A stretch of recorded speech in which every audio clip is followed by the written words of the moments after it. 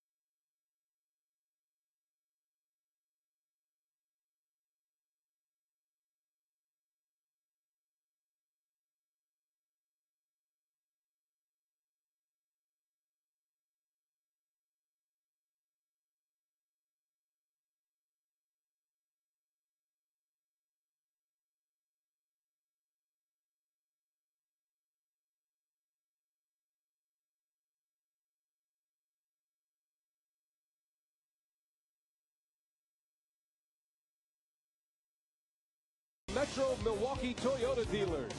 And by Oneida. Get yourself in the game. Play slots, table games, and bingo at Oneida Casino. Fun is our game. Still time for a few cream puffs. Maybe some chocolate-covered bacon. How about some pig races? All good fun at the State Fair, and we're ready for some fun here tonight at Miller Park as the Brewers hit the field. The roof is wide open. The panels are open. It is a gorgeous night for baseball as the Brewers and the Astros match up in Game 2 of this series. Lineup is brought to you by Toyota. This is what Cecil Cooper has put together tonight. Michael Bourn, Miguel Tejada, and Lance Berkman at the top. Carlos Lee, Jeff Blum, and Hunter Pence in the middle, with Ivan Rodriguez, Kaz Matsui, and Brian Moeller rounding it out. Matsui still needing that one hit to join exclusive company in Japanese baseball. How about the U.S. Cellular scouting report, Rock, on Mike Burns? Now, it's been about 2 weeks since Burns has made his start. He made a relief appearance on August 8th at Houston. His last start coming a loss against the San Diego Padres. Only 3 hitters in the Astros lineup have seen Mike Burns before, and he's got to have good command down the strike zone of his curve and his slider, and as always, command the fastball in the corners. Here's how the Brewers line up defensively. Brought to you by Menards. It's Braun, Cameron, and Catalanato in the outfield. The infield is Counsell, Escobar, Lopez, and Fielder, and a battery of Jason Kendall and Mike Burns. So the veteran Kendall gets the call for Burns tonight. Burns making his 7th start in the big leagues this year, his 10th appearance overall, a record of 2-4. His 2 wins came against the Dodgers and the Mets. So he has some significant wins, especially that one against the Mets when he beat Johan Santana right here at Miller Park. And didn't pitch all that bad at San Diego. Got the loss, but only 3 runs in 5 2/3. Ted Barrett will be the man calling the balls and strikes. Bill Welke, his brother Tim Welke, and Jim Reynolds on the bases.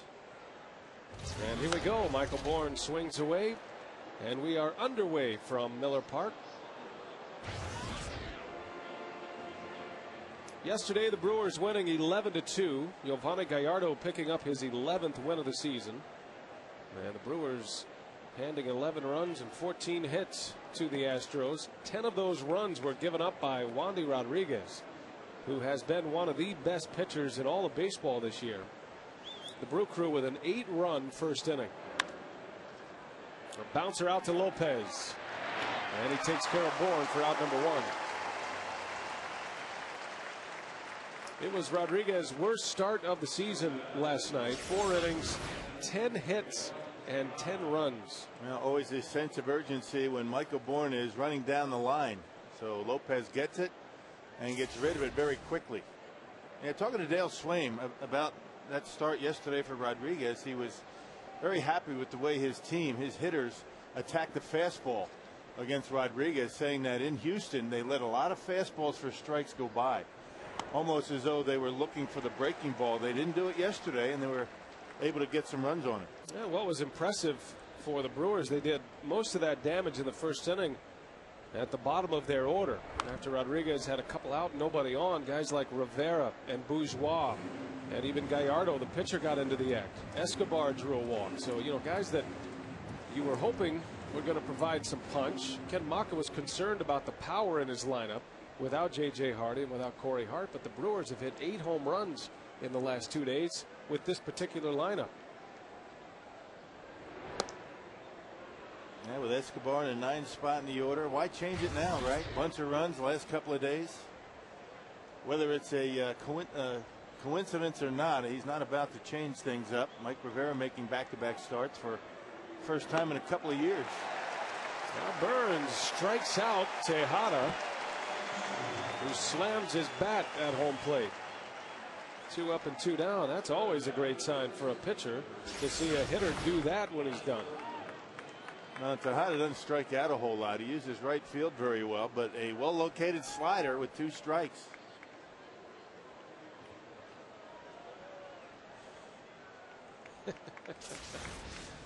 Nothing makes a pitcher feel better than that, and a catcher for that matter as well.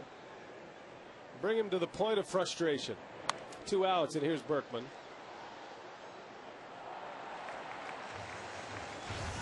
Lance Berkman returned to the lineup on Wednesday. He was down with a calf injury for 3 weeks, and he returned to the lineup in Florida. Berkman yesterday walked a couple of times.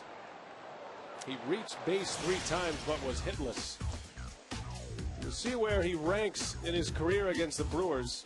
.328 batting average, second only to Albert Pujols. Opponents batting against Milwaukee in their careers. He has 24 homers against the Brew Crew and 91 RBIs. So I guess the bottom line is maybe change the pattern up that you have established over the years, because it's not working. Yeah, but Berkman, out as long as he's been out, just coming back, you got to figure it's going to take him a little while to get that stroke. You hope it's going to last tonight and tomorrow. Get him out of town and then get him hot. Because at some point he is going to get hot. And Berkman still searching for his timing. Any hitter that misses significant time like Berkman did, and it ended up being about 3 weeks. It takes a while to get back in the groove. Brewers would just as soon it take 2 more days to get back in the groove. Berkman overall with 18 homers, 57 driven in, and a .275 batting average. These two were teammates briefly in '05. Mike Burns was signed by the Astros, drafted in the 30th round in 2000, and eventually surfaced in the big leagues with Houston in 2005. That was his most significant year in the big leagues until this year, and he strikes out Lance Berkman in a great start for Mike Burns tonight. 3 up, 3 down with a couple of punch outs, and now the Brewers coming to bat.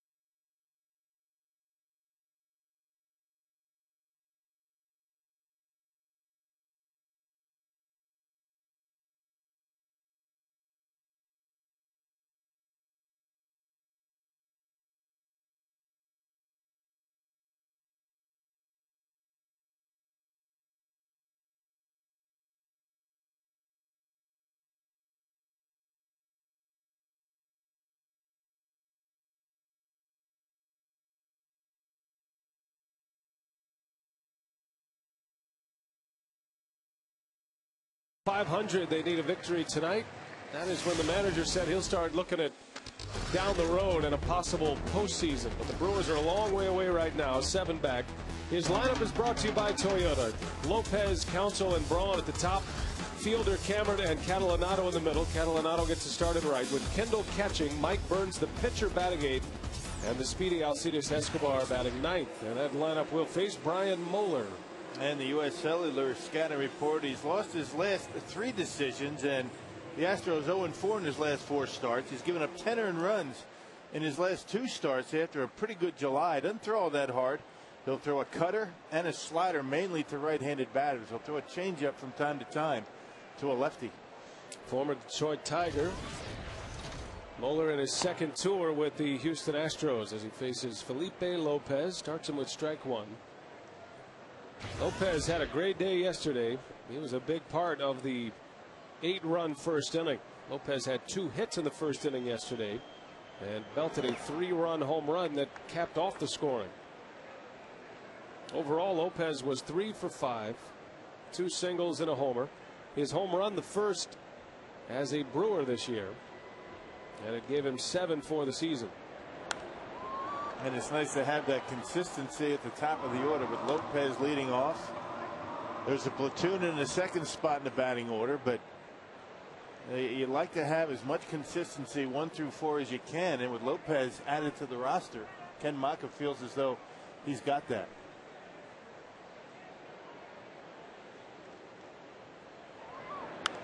Lopez slaps one into left, a base hit. Well, some kind of hitting right there by Felipe Lopez. Very Rod Carew-like as he just serves one in front of Lee in left field for a base knock. Yeah, real good hitter, Felipe Lopez. With 2 strikes, he's trying to put the bat on the baseball, just serves it out there. Moeller gives him a changeup, and he takes it right into left field. Carlos Lee having a tough time with the sun. That is the tough sun field right now, and it'll be that way for the next half hour or so, as the sun sets above the first base grandstand, which is the west side of the ballpark, and it crashes right in through the panels up there. But it won't last long. Won't last long. Really not much of a factor at it when you have a 7 o'clock start, but those 6 o'clock starts, that's for a while anyway.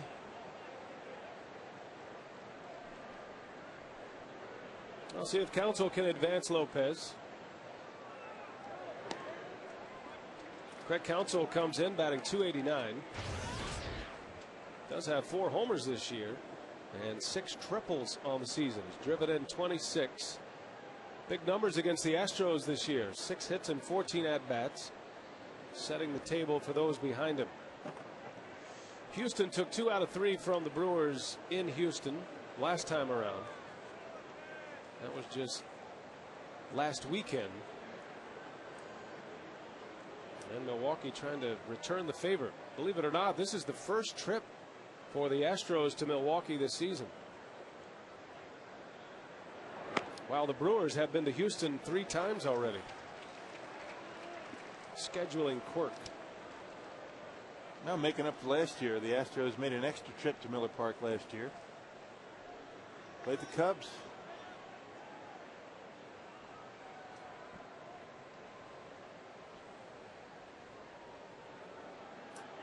Lopez takes off. Counsell puts it in play. Matsui kicks it. And everybody's safe. Matsui took a peek at Lopez to see if he could flip the ball there for the out, and I think that peek cost him. Well, Lopez was running on the pitch, and I don't think they were going to be able to get Counsell at first base. That's probably going to be a single. Right back through the middle. Lopez running on the pitch. Counsell gets it on the ground, and I don't think Matsui has a play regardless of whether he puts the ball in his glove. Well, 2 men aboard. That'll be an infield hit for Craig Counsell. Back-to-back singles.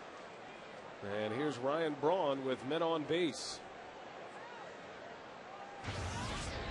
Well, the Brewers' last 2 wins, they've scored 12 runs and 11 runs respectively. They had a 9-0 lead against the Padres after 3 innings, and it was 9-0 last night after 2 innings. So they've done their damage early in their last 2 victories. Yesterday, Braun hit a 2-run home run in the first inning. It's nice playing from in front. Brewers have been doing a lot of playing from behind this year, even when they won.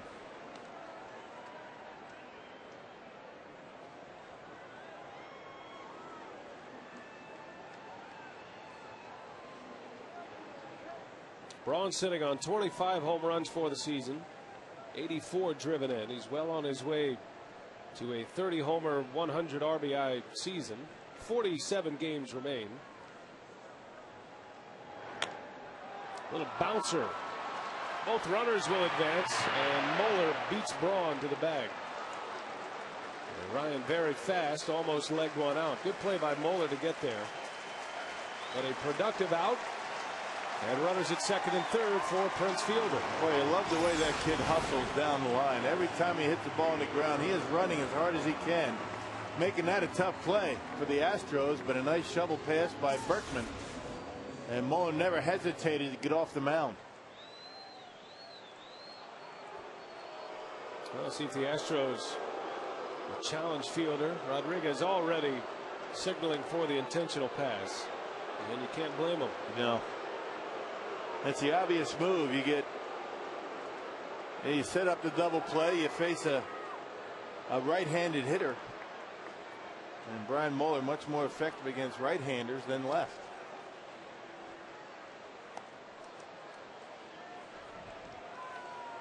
Mike Cameron in that key spot in the batting order, batting fifth. For this very reason, that spot in the order is so important. Here's how the Astros line up defensively, by the way. Lee, Bourn, and Pence in the outfield with Blum, Tejada, Matsui, and Berkman around the horn. Pudge Rodriguez catching Brian Muller, the Menards Astros defense. So fielder draws the intentional walk. Prince among league leaders in walks in the National League is 77th of the year, which is 5th most. And for the 13th time, he's been put on via the intentional pass. And the stage is set for Cameron. Bases loaded, 1 out in the first inning. Cameron had a good cut, fouls it back.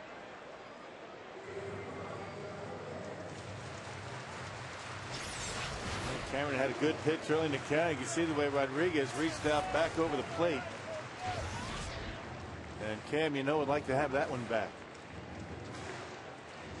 Cameron had a hit last night. He drove in a run. It was a 2-out hit for Cameron that produced a run in the 7th inning. The 11th and final run the Brewers would score last night.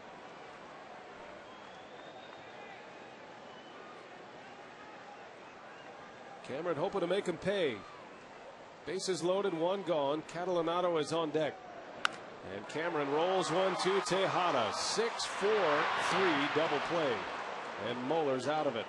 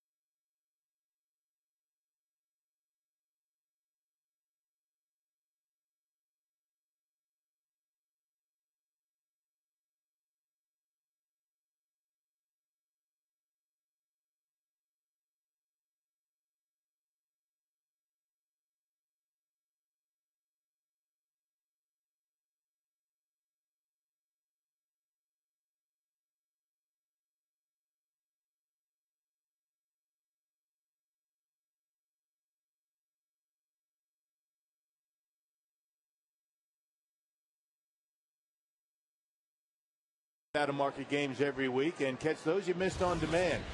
Go to Brewers.com for details. Mike Burns went right through the Astros in order in the first inning.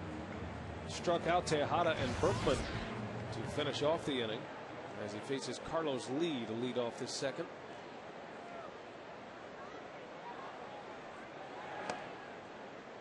Lee having a good season, but not a typical Carlos Lee kind of season.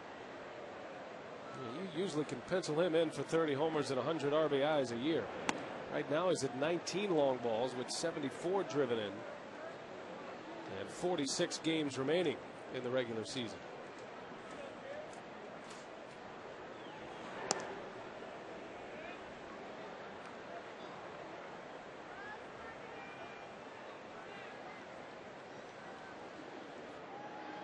Carlos Lee in the middle of a long deal with the Astros. It was a 6-year contract.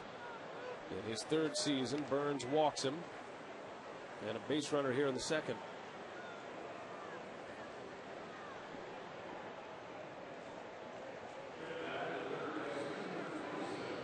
That'd be good for the collection, Rock, on your way back to school. Too bad there's not a knuckleballer on the mound. The symbolism of it all. Yeah, the knuckleball. Could have brought it all together. Good lenses on those cameras, though.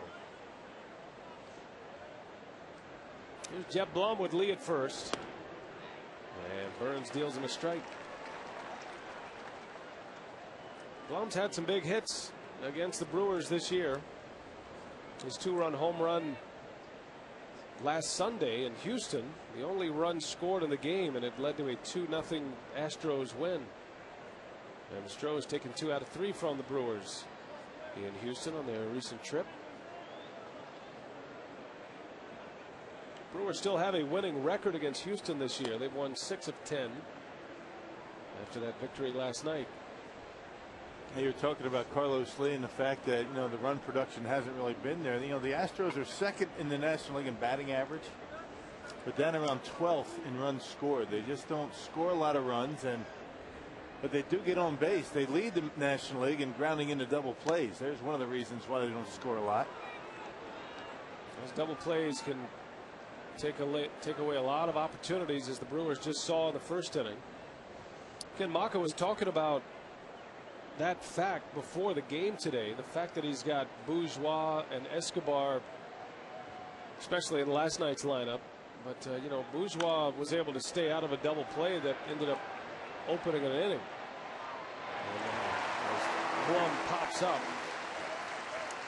you can stay away from some double plays, you buy yourself more opportunities.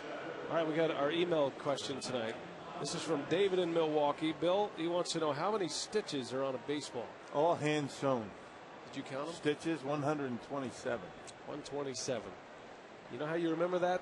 It's 126 feet to second base, so add one. Add one.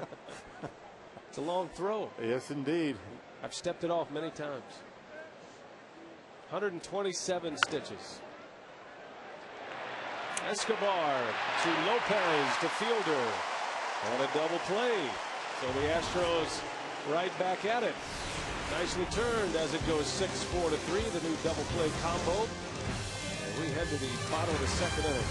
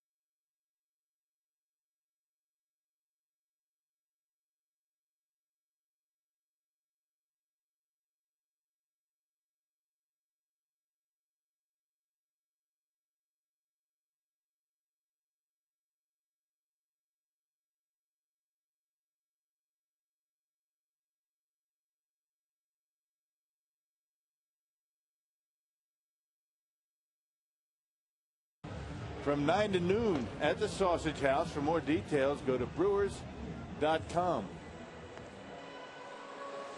Bottom of the second, the Brewers coming up against Brian Moeller and the Houston Astros. Good crowd tonight. Great fun in Milwaukee right now. That balloon pop, you know, that's not as easy as it looks. I don't remember the last time I actually had a balloon in my hand. You? Well, you know, I have a kid. Yeah, I have a You're a kid, youngster. so I know, but I don't. You know, don't ever let one of those helium balloons go with your kid, because that's a little traumatic. You start crying. Yeah. Then you'll buy another one. Then you'll pay top dollar for one. Catalanato leads off for the Brew Crew. And Mueller starts him with a strike.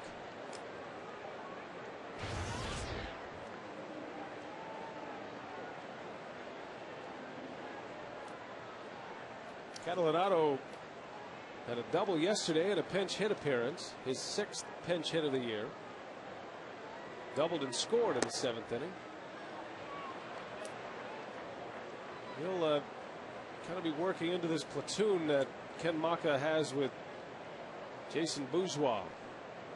Bourgeois will get the start against left-handers, and Catalanato against right-handers until Corey Hart returns. And Jody Garrett got his start early in the homestand and was swinging the bat well. Whoever's swinging the bat the best apparently is going to get some playing time. Mike Rivera started back-to-back days because he was hot. Did a nice job yesterday again, Mike Rivera. On base 4 times.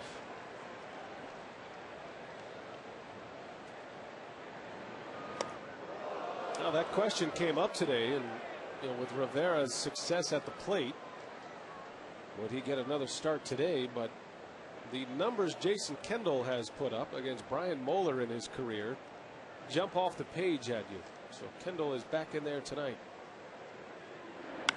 Catalanato into center field. That's pretty well hit. And that is over the head of Michael Bourn. Frank Catalanato with a double to start the 2nd inning. And does something not many hitters are able to do, and that's hit one over the head of the speedy Michael Bourn. Now, Brewers couldn't hit one over his head in Houston, that's for sure. Look at a cut fastball that was down in the zone, a nice easy swing, and Bourn playing relatively shallow out there. I think he misjudged it initially. He didn't think it was hit all that hard, but never came close. So Catalanato at 2nd, and here is Kendall with his gaudy numbers against Brian Moeller. Softball type numbers. 10 hits and 13 at-bats against this pitcher. Man, that is amazing, isn't it? 10 for 13, a .769 batting average. And a walk. Man. So he's reached base 11 times against him. Kendall's lone home run came against the Astros at Minute Maid Park last weekend. And his goal right here is to get something on the ground to the right side of the infield at least, which would allow Catalanato to advance. Yeah, a lot of the Brewers had some pretty good numbers against Moeller. Prince Fielder's done well against him, a couple of homers. And Catalanato now 4 for 10 against Moeller. Those two are teammates in Detroit, Catalanato and Moeller. Kendall rolls one out to Tejada, and that'll get the job done.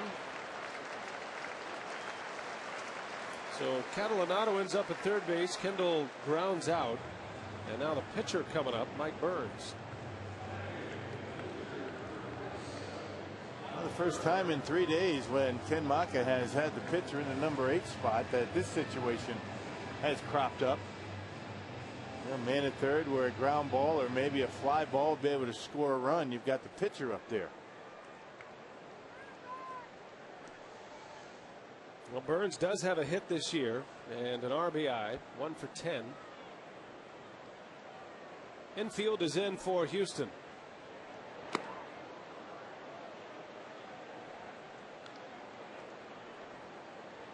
Burns will try to get the ball in the air to the outfield. Outfielder's extremely shallow with Burns at the plate.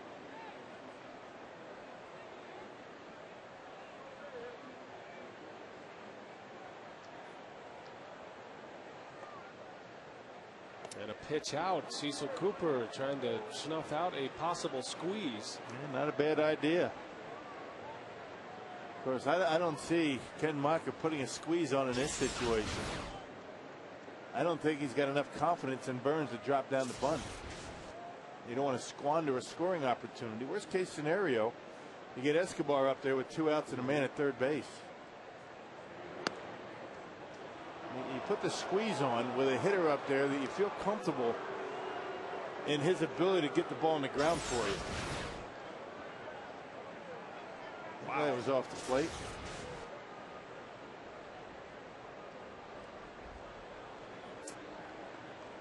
Bourn's not minded as long as he gets it. And the 1-2, and Moeller seeing how far he can go out there. 2 balls, 2 strikes.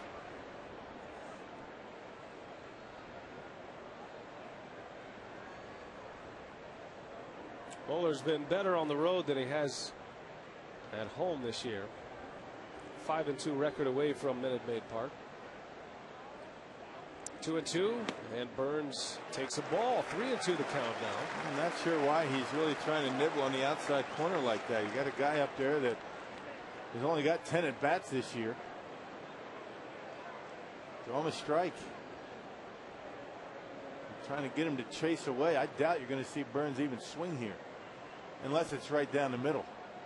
Well, Gallardo drove in 2 yesterday with a double. Burns bounces one.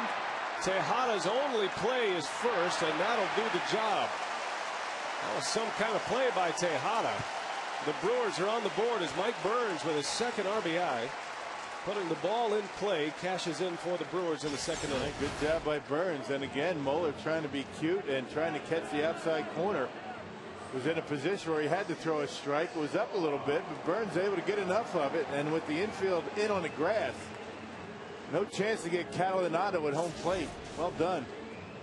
Good base running and a good at bat by Burns. So the Brewers on the board first tonight. And consecutive games where Brewer pitchers have delivered with RBIs. As a matter of fact, it's the 3rd consecutive game a Brewer starting pitcher has posted a run batted in. Parra, Gallardo, and Burns. Escobar always a threat to bunt. Ultimately, Escobar will be a leadoff hitter for the Brewers. But as of right now, Ken Maka likes him in this 9th spot in the order. And he lines one, base hit right past Tejada.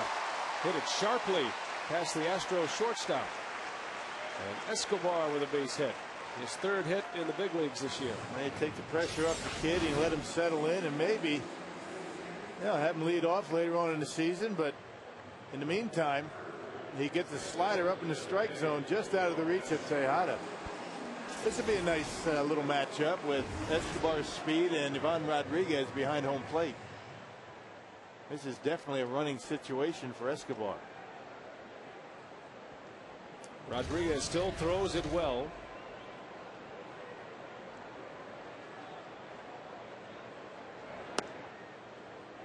And as Ken Maka envisioned things playing out, this is exactly how he wants it. He wants Escobar on with a left-handed bat in Felipe Lopez, who's a switch hitter, hits lefty against the right-handed pitcher.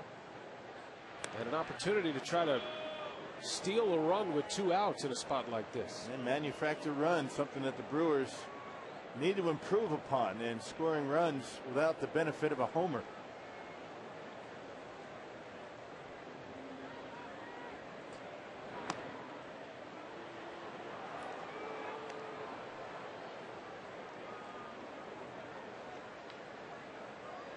Lopez has now hit 2 home runs in Miller Park this year.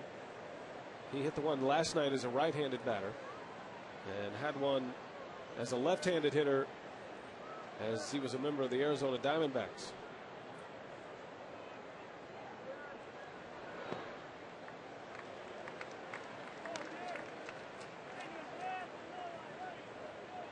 Lopez is not a big guy, but he uses a big bat, 34-inch bat. And he picks his spots to try and muscle up. This is not one of those.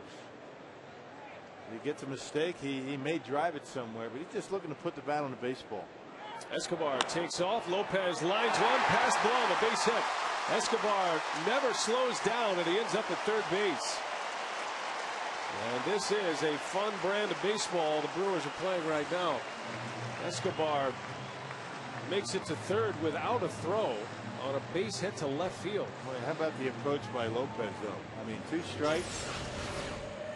And just like he did his last time up, just a little flick of the wrist and a line drive into left, just out of the reach of Blum. And with Escobar on the move, he's able to get into third base. But Ken Maka, Doug Melvin talking about bringing some energy to the offense, and Escobar, Bourgeois, guys like that have done it so far. So runners at the corners with 2 away. And here's Craig Counsell with Bourn on deck. 1-0, the Brewers lead it. Mike Burns, the Brewers starter, driving in a run on a ground out. Catalanado doubled to start the inning. Kendall moved him to third. And Burns picked up the RBI. Now 2 very fast runners on base. And Counsell at the plate. See if Lopez is on the move here with 2 outs.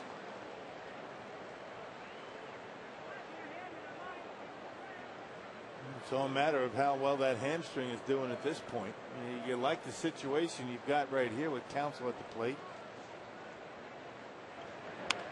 Counsell, that's a base hit. And that's going to go down to the corner. Escobar scores. Here comes Lopez around third. And he will score. And on his way to third is Craig Counsell. A 2 RBI triple. And it's 3-0 Brewers.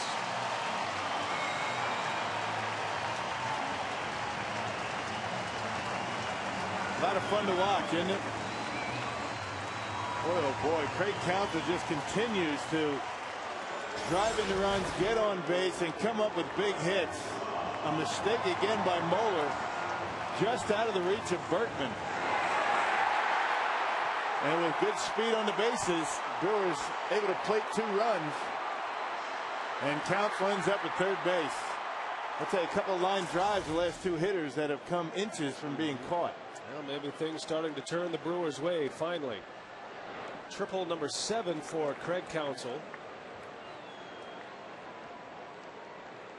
It has been a memorable year for Counsell, completely overhauling his swing the last 2 years and coming up with one of his best seasons offensively than at any other time in his career.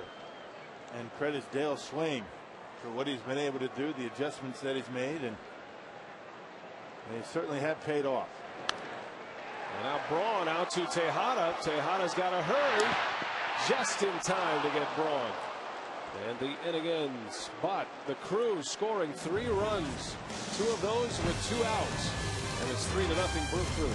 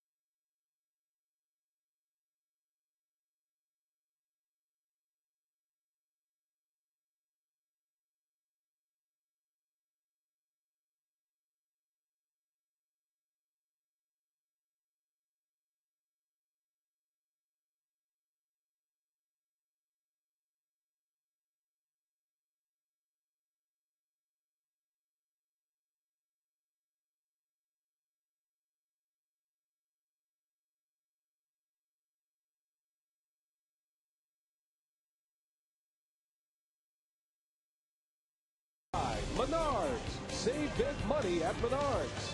And by American TV. American, huge selection, real service, the low price guaranteed. 3-0, the Brewers lead the Astros as we head to the third inning. 3 runs on 6 hits. And just like yesterday, the Brewers get the early lead. And after the run came in, the Brewers kept the hammer down, especially with 2 outs. Generating 3 hits with 2 outs to score the final 2 runs of the inning. Pudge Rodriguez rolls out for out number 1. And Mike Burns keeps rolling along here. I have to make a correction as to what we were talking about with the baseball. The stitches. I got a text message from a good friend of mine who actually counted them. They're 108, not 127. Okay. My apologies. That was close. Well, we're counting 2,000. Right now we're at 1999 for Kaz Matsui. 108. We need to get it right. I mean, nobody's perfect, right?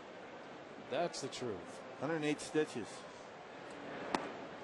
I think the 127 thing was what you were talking about. Do from home plate to second base. It's around there. Okay. I'm good. I'm good with it.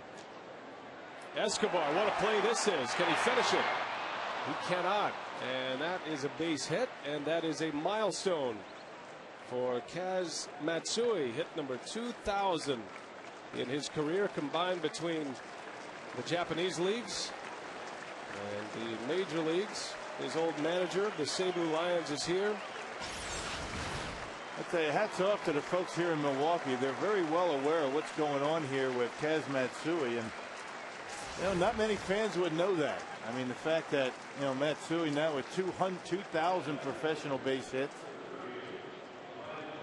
Great fans here at Miller Park every single night. Well, his former manager Osamu Higashio has been with him for the last 4 days. And there is an exclusive club. If you weren't watching the broadcast last night, Japanese baseball has this exclusive club that kind of precedes the Hall of Fame. It's for active players who achieve at least 200 wins as a pitcher, or 250 saves as a closer, or 2,000 hits as a position player. And Kaz Matsui just achieved that mark with his 2,000th hit, which means automatic entry into the Golden Players Club. You know, as we understand it, after this game tonight, there will be a live broadcast back to Japan that will send the ceremony, which includes a jacket ceremony. Some of the recognizable names who played the big leagues who are a member of this Golden Players Club: Nomo, Ichiro, Hideki Matsui of the Yankees, and now Kaz Matsui. And around 600 of those 2,000 hits for Matsui have come here in the United States. You know, Ken Maka, very well versed in Japanese baseball. He played there for 4 years. He was a star in Japan. He played for the Chinichi Dragons. You want to know how big a star Ken Maka was? Ichiro Suzuki. How big? You know Ichiro, right? Yeah. Ichiro had a poster of Ken Maka in his room when he was a young man. Maka was Ichiro's favorite player when he was a kid. No kidding. And when the Brewers were in Peoria earlier this year, when Ichiro had come back from the World Baseball Classic, I was talking to Jeff Baker of the Seattle Times, and Ichiro wanted to make sure he got some time to shake Maka's hand when the Mariners matched up against the Brewers. So one of the greatest Japanese hitters of all time had Ken Maka as a hero. Over 3,000 hits on that list. Was it over 3,200 hits for Ichiro? Yep. Over 1,800 in the major leagues. Maka was kind of a journeyman player. He played for the Pirates and the Montreal Expos, but he really found stardom in Japan. There was 1 year in Japan playing for Chinichi. In 1984, he hit .316, Rock, with 31 home runs, 93 runs batted in. He put up those kind of numbers, especially when the long ball It wasn't as big of a part of the Japanese game as it was in the States at the time. 31 homers. He was a big star. Yeah, Ted told me he learned how to pull the baseball when he was over in Japan. I mean, most players would tell you just the opposite, right? Because it's considered to be a breaking ball league. A lot of breaking ball, curveball, sliders. Maka was kind of a right center field hitter in the United States, but learned how to pull the baseball. That's why he hit all those homers.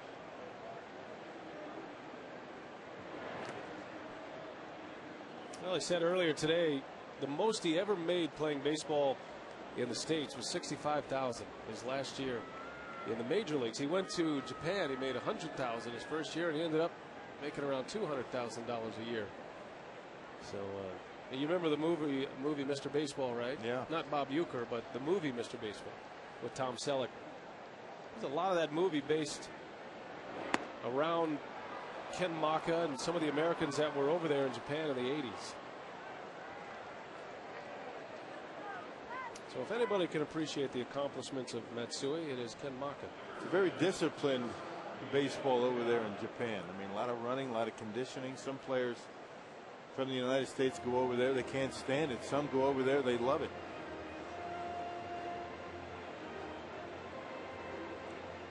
Don't play near as many games as they do in Major League Baseball.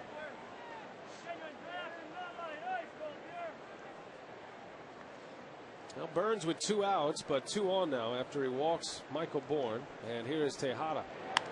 And Tejada lines one to right. Catalinato coming in. He slides and he gets it. Catalinato caught it. And the inning is over. Close play. It looked like he might have trapped it, but he did not. A great catch and a great call by Bill Welke, the umpire.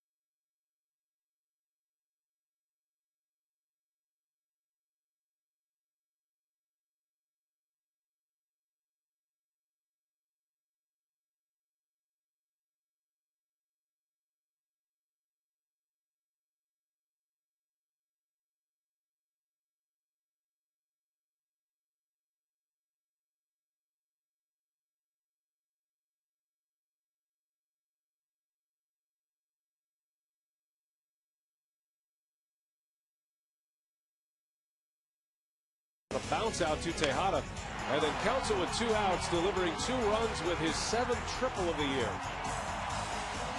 A 2-out rally for the final 2 runs of the inning. The Brewers with 3 runs on 6 hits. As we head to the bottom of the 3rd, terrific catch by Frank Catalinato to end the top of this frame. You're looking at least 1 run and most likely 2. And if he goes down and the ball gets by him, you know, Tejada decent speed. He might have been able to go around, but the problem would have been Tejada would have been at third base with Berkman and Lee coming up. But Tejada really does a nice job hitting the baseball to the opposite field. That's why I think he was so upset with himself when he pulled off that slider his first time up.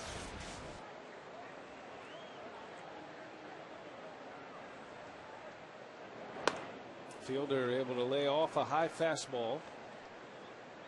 And Mueller has not hit 90 miles an hour yet. Everything in the 88 to 89 range with the fastball, change-ups, curveball's about 78 miles an hour. Doesn't throw very hard. Pence just misses the bag at first. That fielder looks across to that Astros dugout. He sees the guy he's chasing. Cecil Cooper in 1983 drove in 126 runs. That is a franchise record, and you see where they are at the same number of games. Game number 115 fielder is 1 RBI ahead of Cecil Cooper. Boy, the numbers are so similar, huh? Both hitting over 300 that year. Cooper and Jim Rice tied for the major league lead in RBIs that season in '83 with 126. Pence has that chance. He also has a chance to become the only Brewer in franchise history to walk at least 100 times in a season. And that's an amazing thing when you think about it. Those late 70s and early 80s ball clubs with the Brewers, Harvey's Wall Bangers and Bambi's Bombers, that those guys didn't walk 100 times. That's incredible. Fielder rips that one through the hole, and a base hit for Pence. Fielder aboard for the second time, and another leadoff base runner for the Brew Crew for the third straight inning. Yeah, there's a lot of similarities between Cecil Cooper and Prince Fielder in that, both of them, not only do they have big time power, and certainly Prince Fielder probably has more power than does Cecil Cooper and uses a lot more power, but all of a sudden Prince Fielder's starting to, with 2 strikes and picks his spots, looking like Cecil, taking the ball to the opposite field.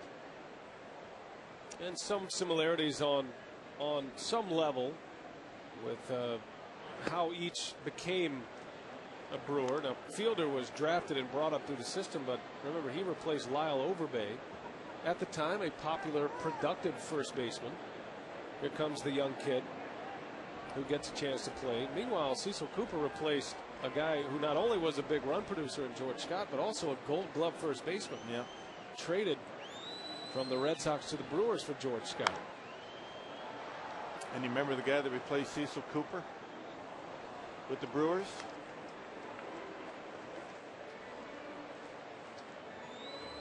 How about Greg Brock? Yep, that's him. Greg Brock. How about Fantasy Brocker? camp coach. Yeah, how about Brocker now? He replaces Steve Garvey in L.A. That's right. And Cecil Cooper in Milwaukee. A tough seat. Who did he replace on the fantasy camp coaching roster a couple of years ago? Greg Brock. Big shoes. Yeah.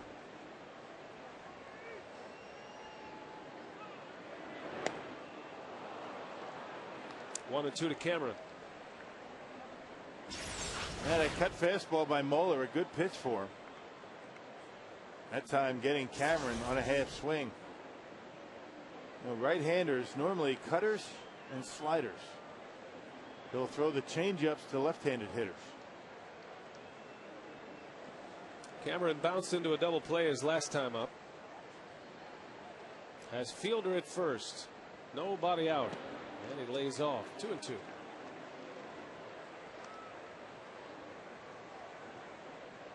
Mike Cameron hoping for one big hot streak to finish the year. He is a streaky hitter, and it's been a little bit of a downstroke here lately. He hits in such a key spot in the order, whether he's hitting fifth against right-handed starting pitchers or batting second when left-handed starters are on the mound. And that's been the issue with the Brewer offense just about all season long. I mean, you have Brian and Prince that have been fairly consistent, and then you have very hot, streaky hitters in the lineup. And I think Ken Mock is still waiting for most of his streaky hitters to get hot all at the same time, then look out. But that really hasn't happened yet this year. Full count to Cameron. Fielder takes off. Cameron strikes out. And Pudge's throw is in time for the out. Strike him out, throw him out, double play. Wasn't a very good throw by Rodriguez, but Matsui dug it out, and stood in there tough with fielder coming in on it. It looks like Prince missed the bag with his foot, ended up grabbing it with his hand, and that's why he was an out. Not a very big lead. It was a 3-2 pitch, and as you can see, kind of an interesting slide by the big fella. Kind of did the splits.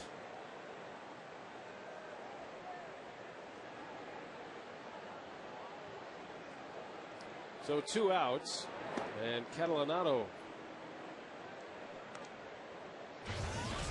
Oh, yesterday, 6 of the 8 runs in the first inning came with 2 outs and nobody on. And the Brewers scored 2 of their 3 runs last inning with 2 outs and nobody on. Nothing a hitting coach loves more than the 2-out rally. Run producing hits with 2 outs goes right to the top of the list on the merit chart for a hitting coach.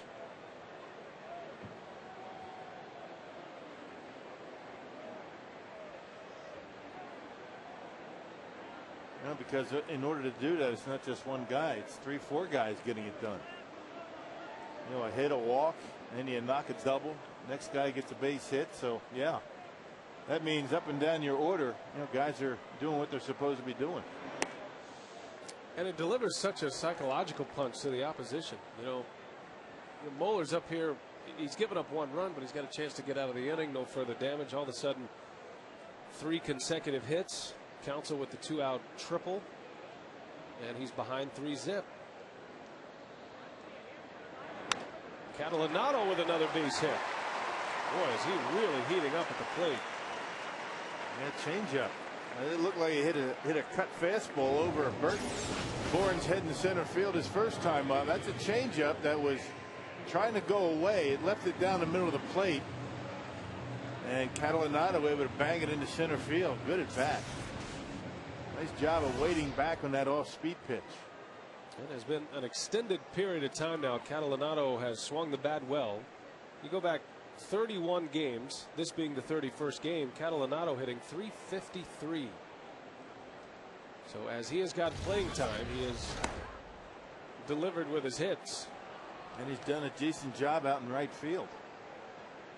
You know, giving Ken Mock an excuse to put him in the lineup. Now, if he's butchering balls in right field, Maka might not be so inclined to put him in the lineup. He certainly saved a run with his catch in the top of this frame.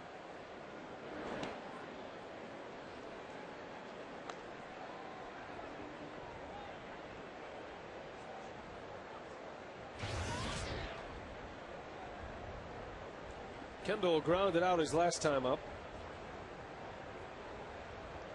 but he did advance Catalanotto to third base. It was a productive out that kind of set up the inning for the Brewers. Kendall's hit by a pitch. Another one clips him on the hand.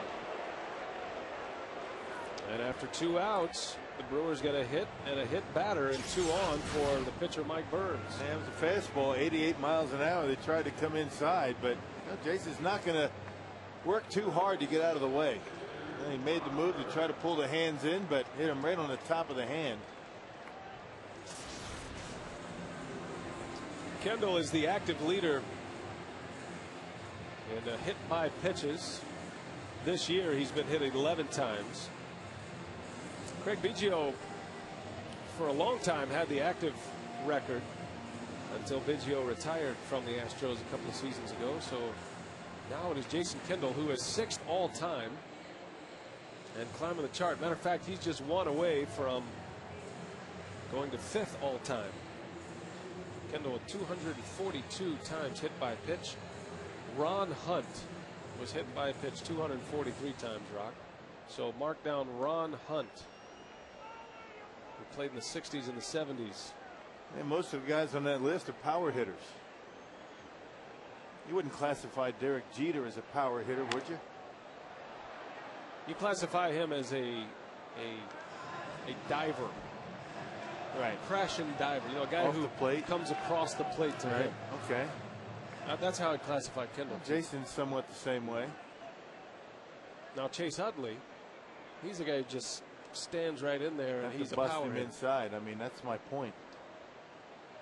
You know, Don Baylor got hit by a lot of pitches. He was a power hitter. Got to put the fastball in on those guys' fists. You can't allow them to get their arms extended on a pitch out away from them. And those are ordinarily the guys that get hit by a lot of pitches. And in some small way, Kendall actually enjoys it. He's got a long way to go to catch the record holder, Huey Jennings.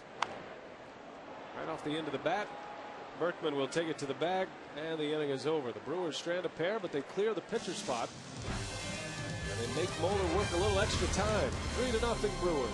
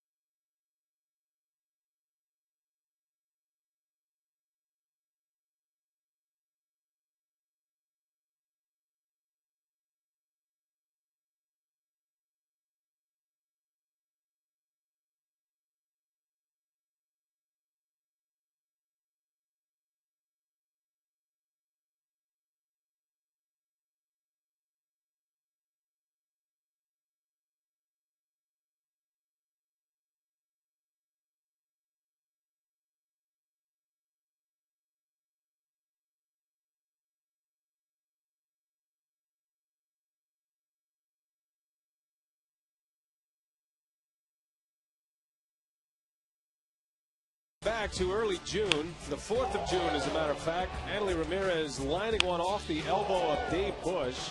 Ended up as a micro tear in the triceps muscle. Bush tried to pitch 3 more times. He has not pitched since June 20th, but today, Rock, he was on the mound for a simulated game. They pulled the L screen back. Brewer hitters were in the cage, and Bush continues his recovery and hoping for a return sooner than later to the big league mound. And the Brewers want to be cautious because you bring him back too soon, you may very well affect the rest of his career. So one of those things that has taken a lot longer for not only Dave Bush but the Brewers. I think both anticipated Bushy being back on the mound much quicker than this. Bring a sign, you get on TV. So Bush had the simulated game today, and Suppan is pitching tonight in Wisconsin. The Timber Rattlers game. As the numbers on Dave Bush, his last start was the 20th of June against the Tigers. 3-4 record, a 5.67 ERA, but a lot of that ERA came in those last 3 games when he was trying to pitch through the pain. Yeah, those numbers really don't tell the story of the season for Dave Bush before he got hurt. As you mentioned, after he got hit, he really wasn't pitching all that well. Wanted to stay out there, but you know, before that line drive hit him in the elbow, he was perhaps the most consistent starter that the Brewers had. Well, that simulated game occurred under the eyes of Chris Bosio, the interim pitching coach for the Brewers. Took over for Joe Castro. How about that play from Counsell? He can do it all. Just a week away from his 39th birthday. Craig Counsell doing it with his bat and his glove today. Yeah, check it out. A 1-hop bullet, able to get there. He got down to the level of the hop and got Carlos Lee easily at first base. So 2 highlight reel plays by the Brewers so far in this game. I want to remind you, tomorrow the first 10,000 fans 18 and older will receive a Kalahari Resort VIP savings card and Bernie Brewer title towel. All brought to you by the Kalahari Resort, the official water park of your Milwaukee Brewers. 2 outs for Jeff Blum.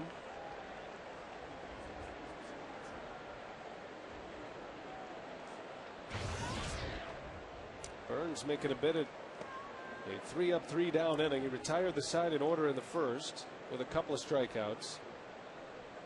He surrendered just one hit, but some sparkling defense for the Brewers tonight.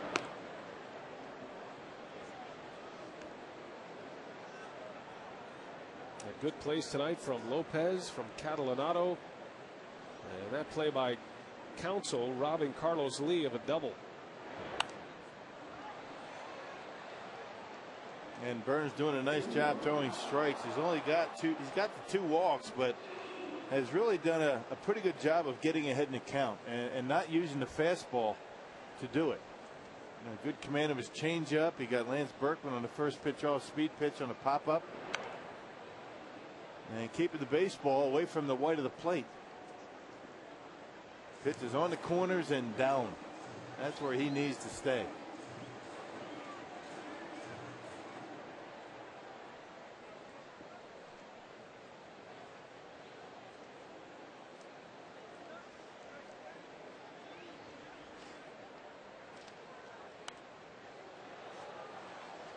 Now Mike Burns, 30 years of age. He's pitched in the big leagues with the Astros, who he came up with, and the Cincinnati Reds. That was his last big league time in Cincinnati. But you could say this is his best opportunity he's had in his career to get a chance to start and be a contributor. He's done a nice job tonight. 1-2-3 inning with a strikeout.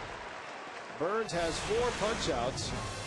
Sparkling defense helped him out. How about that play by Counsell?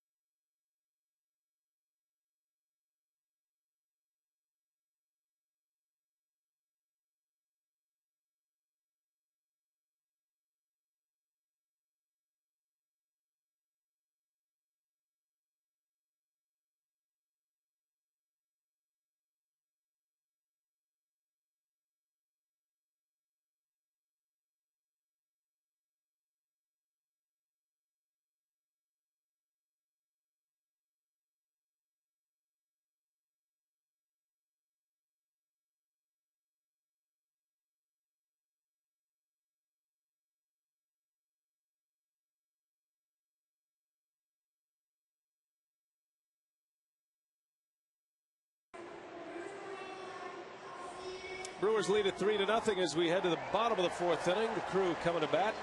And I want to remind you that in just the first 10 minutes you get your most important news and complete first alert weather. All on CBS 58 News 10 at 10. Good to be back on WMLW tonight. The game is on us. Brian Anderson with Bill Schroeder. Brewers with 3 runs in the 2nd inning. The final 2 runs coming on a 2-out rally. And a triple by Craig Counsell. Alcides Escobar leads off. He singled his last time up, and he scored the 2nd run. Escobar now with 3 hits in 8 tries in the big leagues this year. It's a .375 batting average. Stole a base on Wednesday. And a little flare into right. Pence is there for it, out number 1. Bunch of games already finals in the big leagues today. The Cubs won again. They didn't score 17 runs like they did yesterday, but they did squeak by the Pirates 3-1. Tom Gorzelani got the win for the Cubs, so he's now won twice as a member of the Cubs, and he's 5-2 for the season. Gorzelani beating his old team I would imagine that Coors Lion is going to get a few more runs as a member of the Cubs than the Pirates. How about the Atlanta Braves? They had a comeback today. 2 in the ninth. Yeah, scored 2 in the ninth on Brad Lidge and won it 4-3.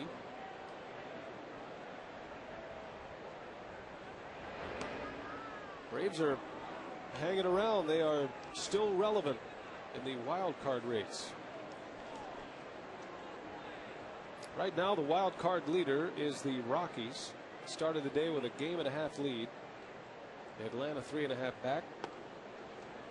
The Brewers are actually closer in the wild card race than they are in their own division. 6.5 back in the wild card race, 7 back to the Cardinals in the Central.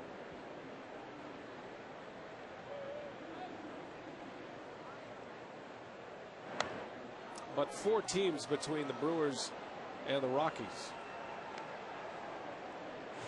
Yeah, that's the issue. I mean, when you look at how close you are to getting to either the division title or a wild card spot, the more teams you have to pass, the more difficult it becomes. So, 6.5, 7.5 games all of a sudden seems more like 12 because you don't figure every team in front of you to lose all at the same time. So there are going to be teams you're not catching up on.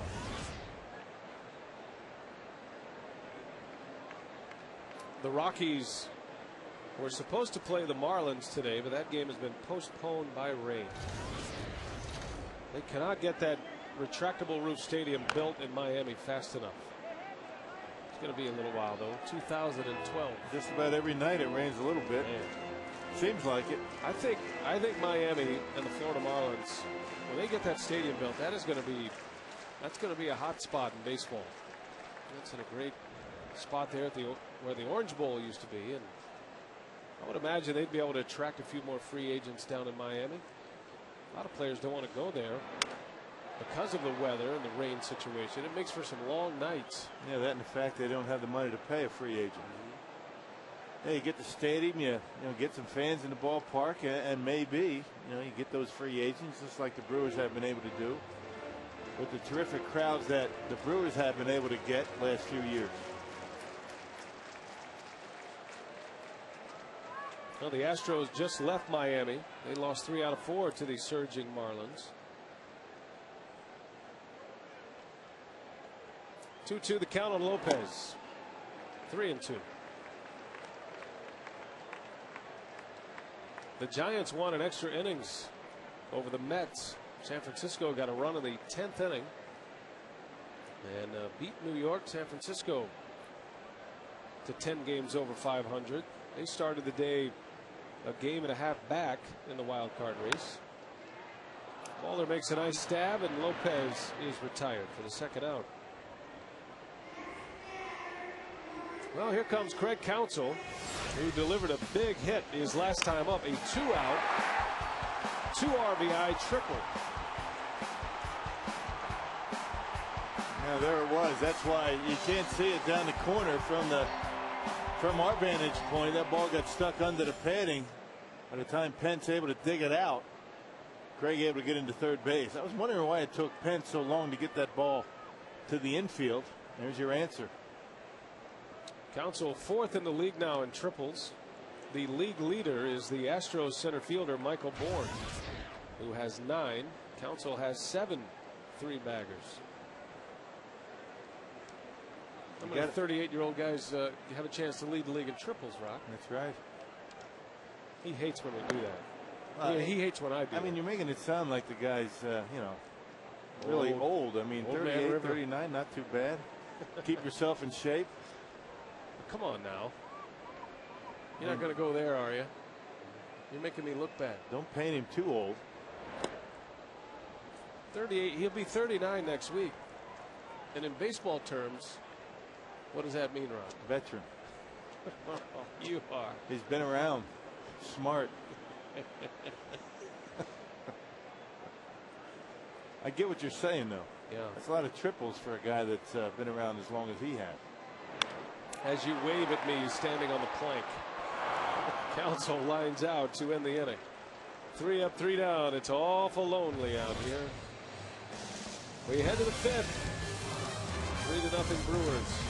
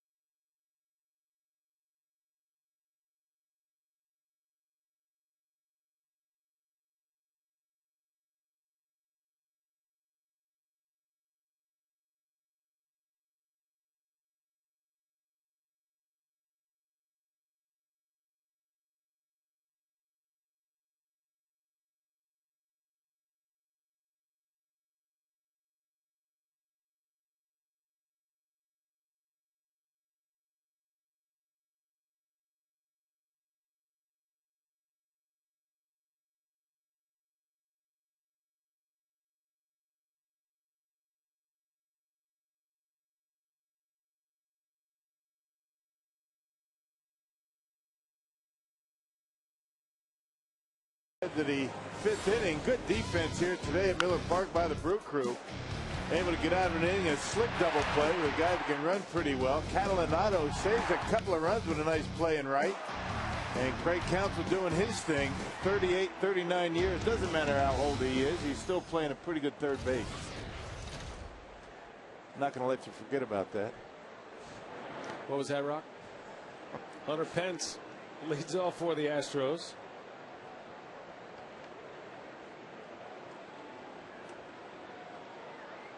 Mike Burns has given up just one hit. That one is well hit. Deep center field.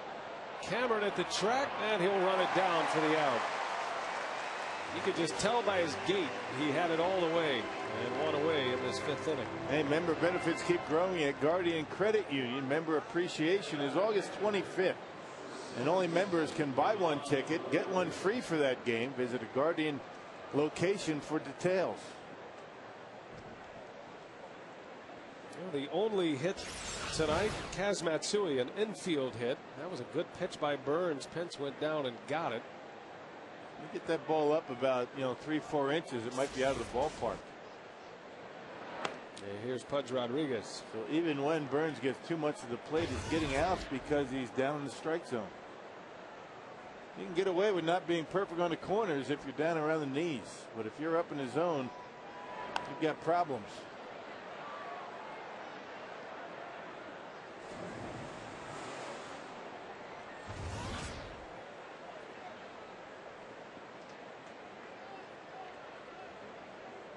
.54 pitches for Burns.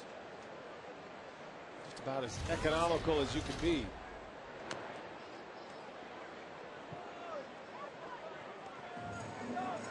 Subway trivia tonight. Before Ryan Braun, who was the last Brewers outfielder to make the All-Star team? That's a good question. Braun, the starter in the outfield back-to-back years. Only Robin Yount has done that, voted on by the fans. There's a called strike 3. Rodriguez shaking his head. Strikeout number 5 for Mike Burns. 2 up, 2 down. Yeah, good pitch on the corner. And it looks like Ted Barrett, the home plate umpire, is given a little bit on the corners. Looked like a pretty good pitch. A curveball from Burns. It was high enough and caught the edge.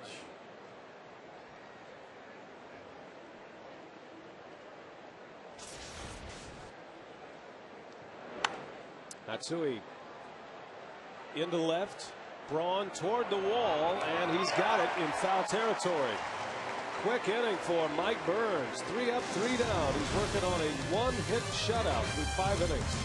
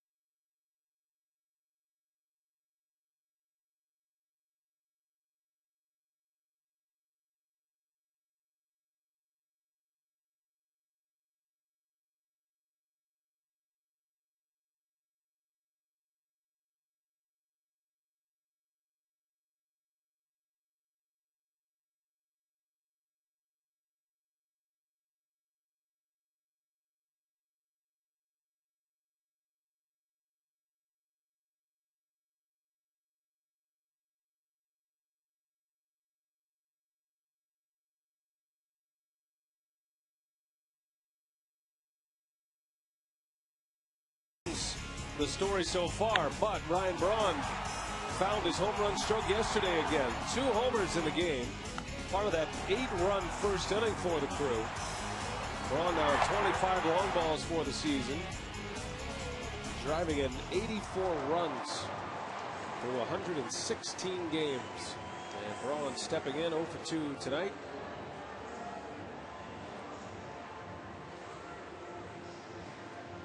Bourn and Fielder combining for 186 runs batted in this year. The most in baseball by a tandem. Well, we looked at the numbers the other day. If you average the number 3 and 4 hitters in every other major league lineup, and we're not even talking about particular individuals, just those who have batted 3rd and 4th. Bourn and Fielder, the numbers they have put up so much better, significantly better than the major league average. And just getting better. I mean, both young, both getting better, both learning a little bit more about themselves and how to hit at the major league level. It's scary.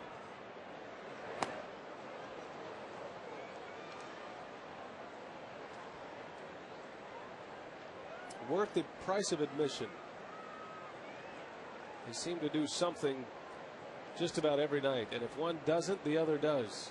And when they do it together, look out. 20 times they have both homered in a game in their careers. A slow roller out to Tejada. Suddenly Brian Moeller has retired 5 in a row.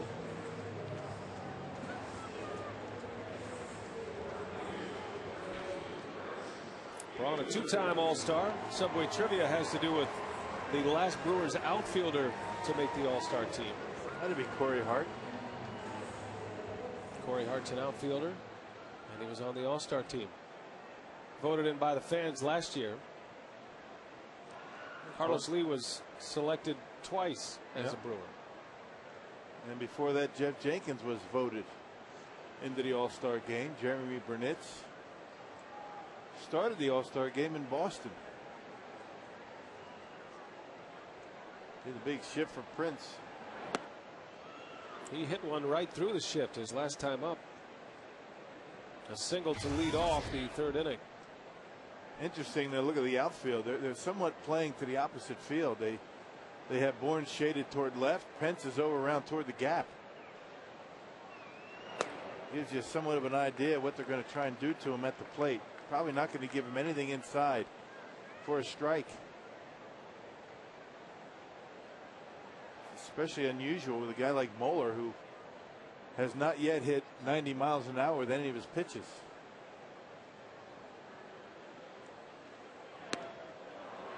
Left fielder chased one.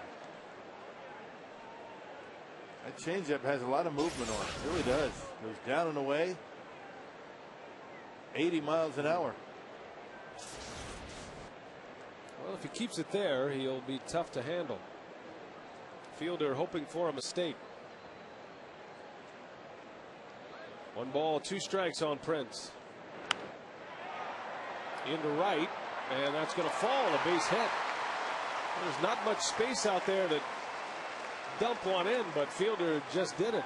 Matsui's practically playing in a rover position in the outfield. Man, because Pence was shaded over toward the gap, he wasn't able to get there, even with his good speed. Not sure it was supposed to be a strike, but it was out over the plate a little bit. Prince jammed himself, but still got the base hit. That's how strong he is. So he's been on all 3 times. And it'll look like a line drive even in Mike Vasallo's scorebook. 2 hits and a walk for Prince. Mike Cameron with 1 away. The Brewers have 9 hits already.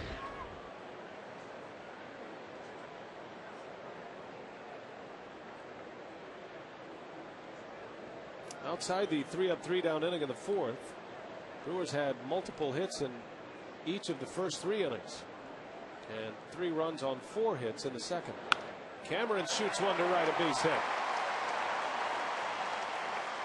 A line drive single for Mike Cameron, and 2 aboard with 1 out in the 5th. That's a nice approach right there for Cam. Well, the pitch actually pretty much down the middle, but Cameron able to wait on it and pull the hands in and shoot it into right field. That's a nice swing. Nice and easy, not over swinging, and a nice line drive into right. That's one of those pitches where you try and pull. It's probably a double play ball. You roll over on it, inning over.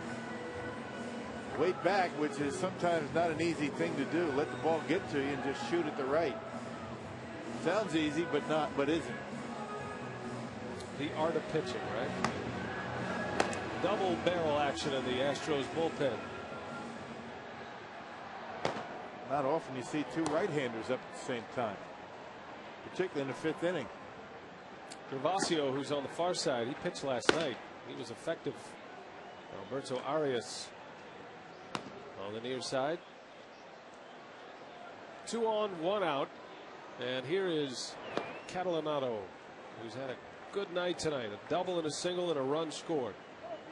And a run-saving catch in right field.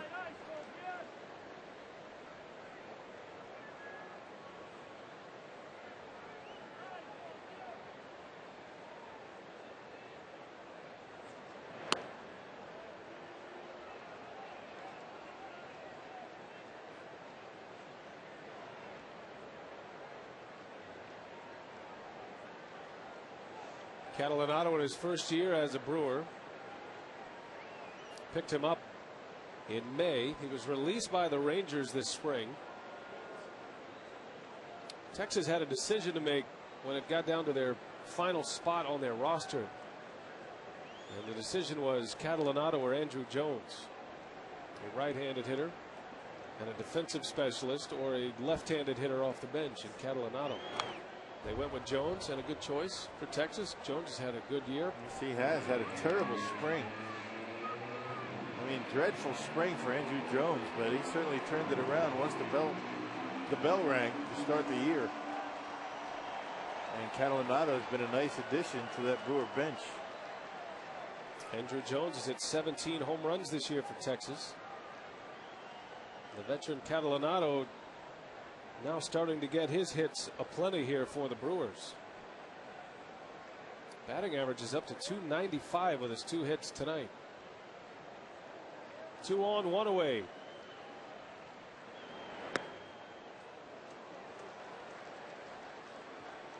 Catalanotto came up with the Tigers.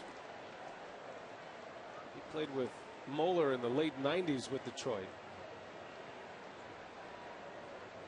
He's been with the Rangers, the Blue Jays, a second tour with Texas, and now for the first time in his career in the National League.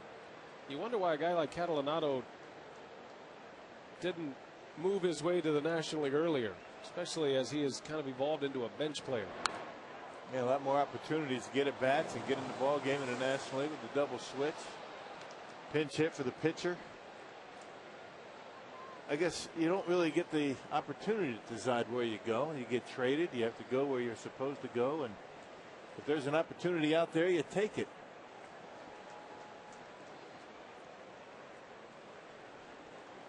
A spry 35-year-old from Smithtown, New York. Ooh, that almost hit him. How did it miss him? That's what Catalanotto's wondering. I think he was ready to scream. Jackknifed out of the way. Waiting for the pain. Kendall says, stay right in there, Cat. Take one for the team. Let me show you how it's done.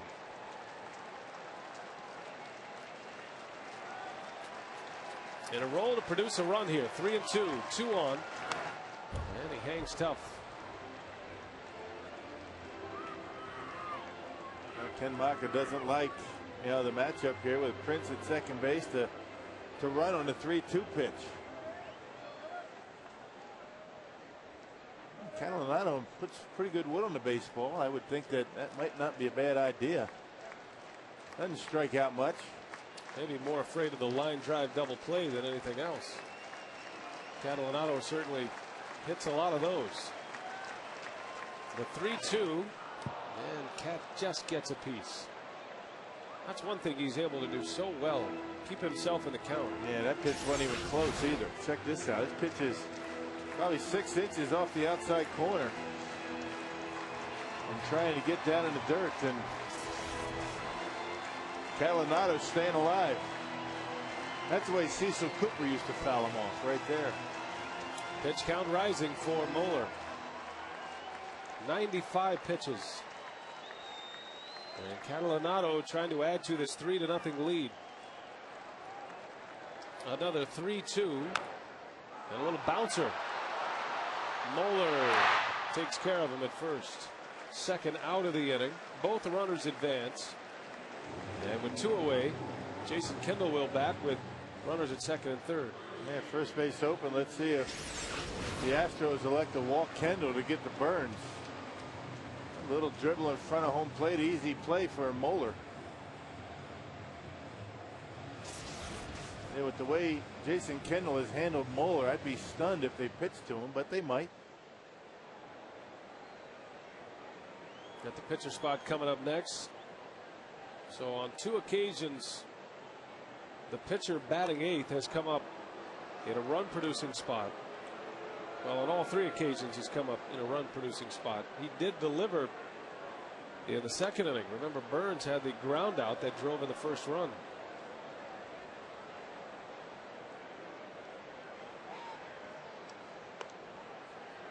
And the Astros know that they're not going to pinch hit for him because he's throwing the baseball so well. Only 1 hit.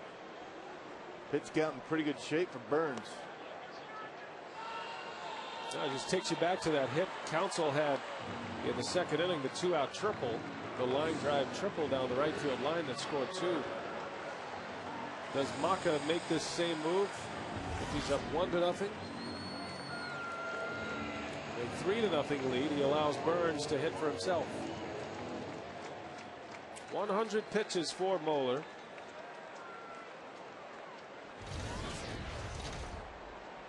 And Burns a chance to play hitting star once again.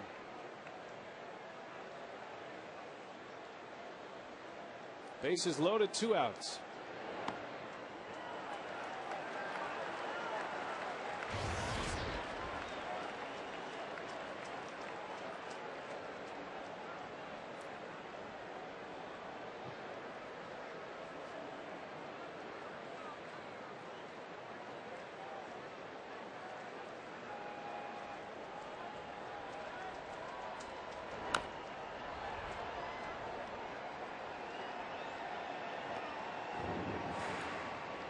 Down in AAA this year, where Bourn started the season. He was in their rotation.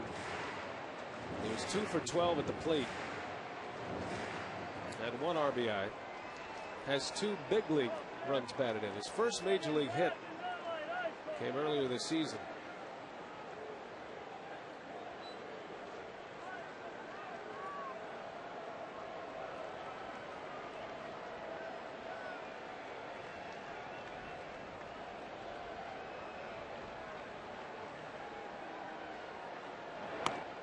Strike right on the corner. 1-2.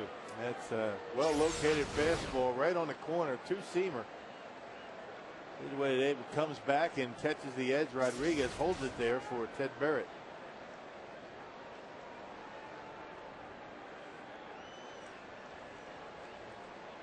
Now Burns in protect mode here with 2 strikes. Got Fielder at third, Cameron at second, Kendall at first. And Burns strikes out. Rodriguez steps on the plate to secure it, and that's the inning. The Brewers strand, the bases loaded, but they lead 3-0.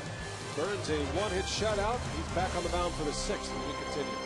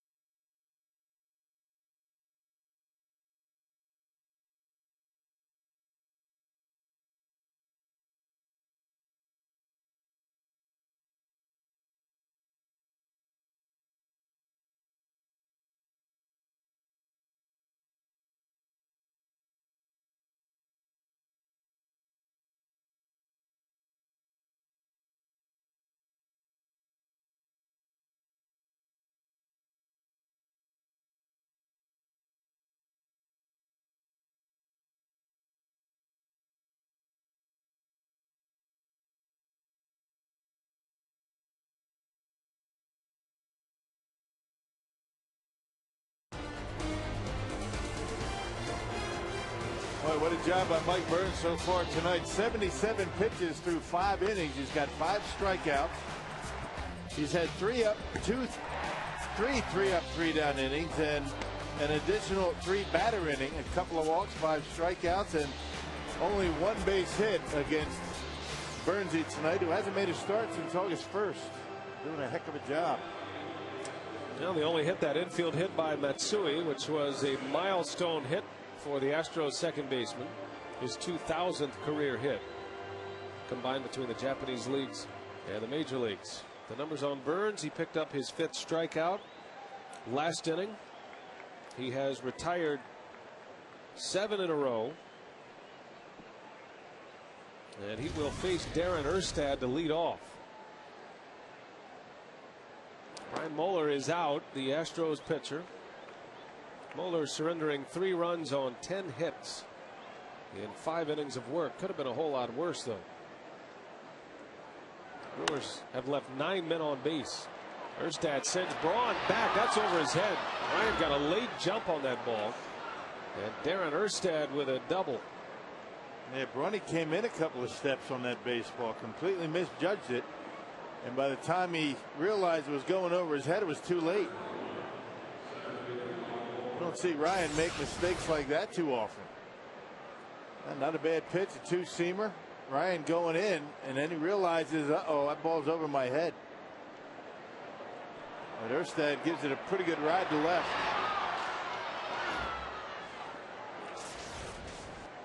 So a leadoff double.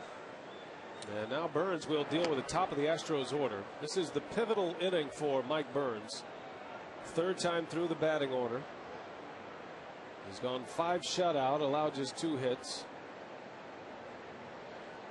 And you certainly hope that Burns can get through this inning without a whole lot of damage, because Ken Maka kept him in there and essentially put a blanket on a smoldering fire in that inning. Thinking that Burns has been throwing well, doesn't want to replace him in the game. And if Burns is not able to finish this inning, I would imagine Maka will rethink that decision or second guess it.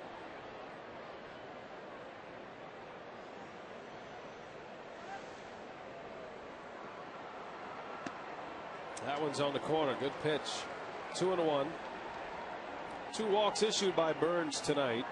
Carlos Lee drew a walk in the 2nd, and then Michael Bourn in the 3rd.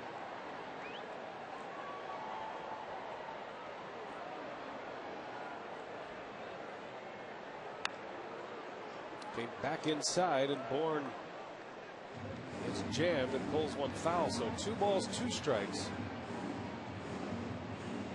And the one place you don't want to make a mistake with Michael Bourn is up out over the plate. So if you jam him, you better get it in there. If you're going to work him away, you got to get it down in the zone. He just loves to just flip that baseball into left field with 2 strikes. Curveball misses. Good job blocking that pitch by Kendall. Keeps Erstad at second base. 3-2 the count. Been good break on that curveball all night for Burns. Got a nice sharp break to it. Been tough to pick up. Now here's a key pitch right here for Mike Burns. The 3-2, and Bourn lays off. And now all of a sudden the Astros will bring the tying run to the plate, and their big boppers coming up. Well, through a contribution to Brewers charities, Mike Cameron will team up with 5-time Grammy Award winner Usher and his New Look Foundation to host a bowl-a-thon on Thursday, August 27th. Evening will begin with a VIP reception and a silent auction, and also benefits Camp New Look, a 2-week residential camp which utilizes sports and entertainment industries as learning mechanisms. So for more information, email katina.shaw@brewers.com. Here's Tejada with 2 on, nobody out.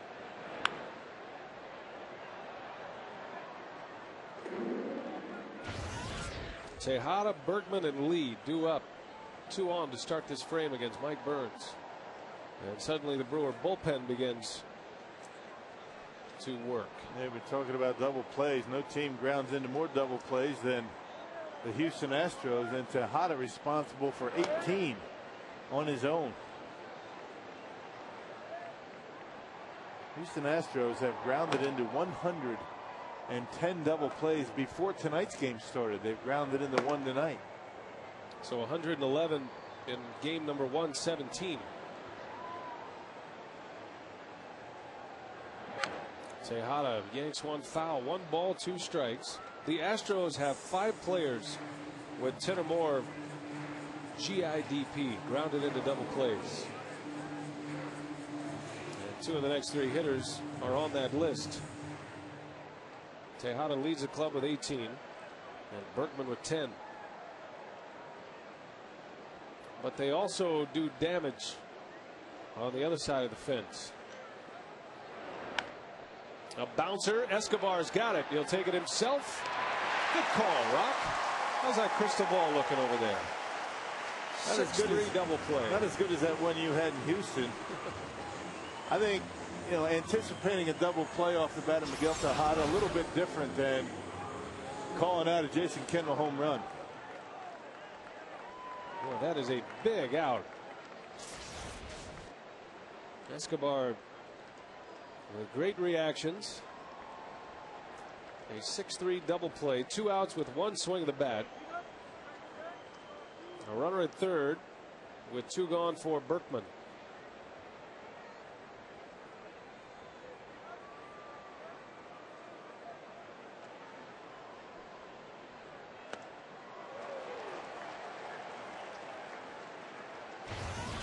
That's a dangerous pitch right there. That fastball about between the belt and the letters, about 90 miles an hour. So we're talking about Berkman's been on the DL for 3 weeks. Give him a few days.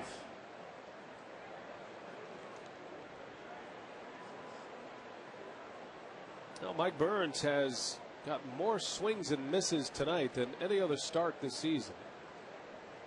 Has 5 strikeouts. There's a strike in there. 1 and 2 the count on Berkman.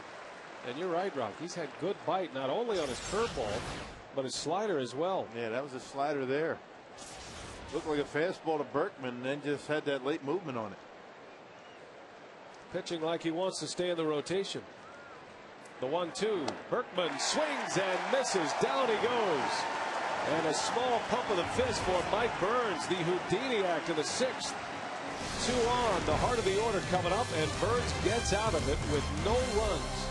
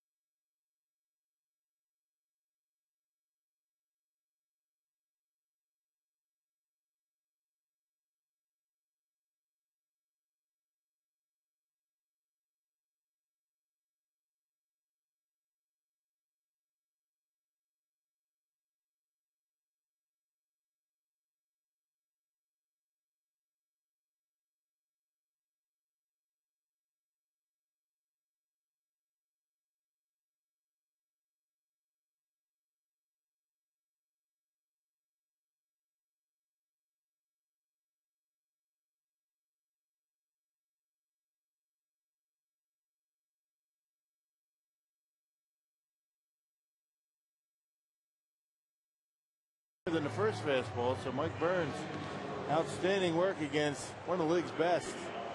6 strikeouts for Burns, 2 of those against Berkman. Feldko called to the pen.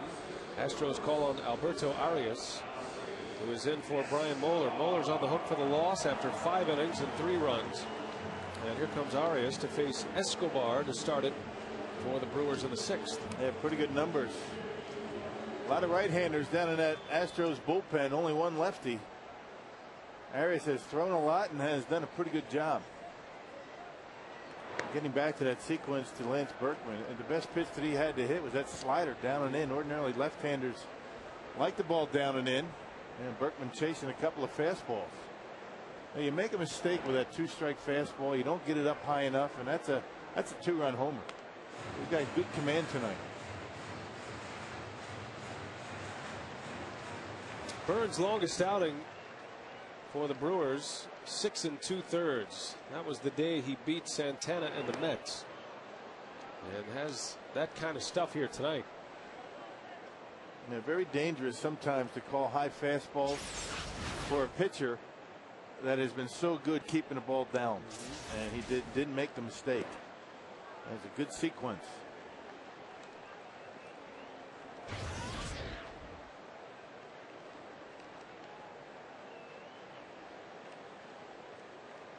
Escobar batting 9th again tonight. 3rd consecutive game he's hit in the 9-hole.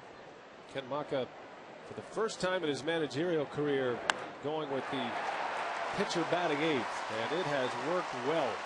Escobar with a couple of hits now.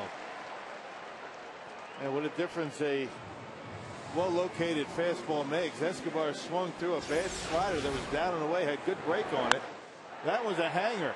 Well, Arias wanted to get him with a slider, but left it up and down the middle. Escobar's last 3 hits have come on breaking balls that he has recognized and delivered with. And his 2nd hit of the game, 2 for 3, is Escobar. We'll see if Maka put some action on with the running game here. It was this part of the order that did it with their legs in the 2nd. Escobar singled with 2 outs and nobody on. Lopez singled with Escobar on the run. He made it all the way to the 3rd, and then Counsell drove them both in with a triple.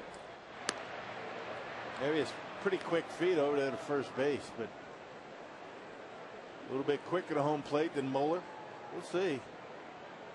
Feels comfortable in getting a jump. I would imagine Escobar has the green light. If he gets a jump, he's given free reins to take off. However, there is a sign that Brad Fisher has for him to say, do not run. And I don't think that's it. Escobar stole 42 bases in AAA this year in 109 games. He was caught 10 times.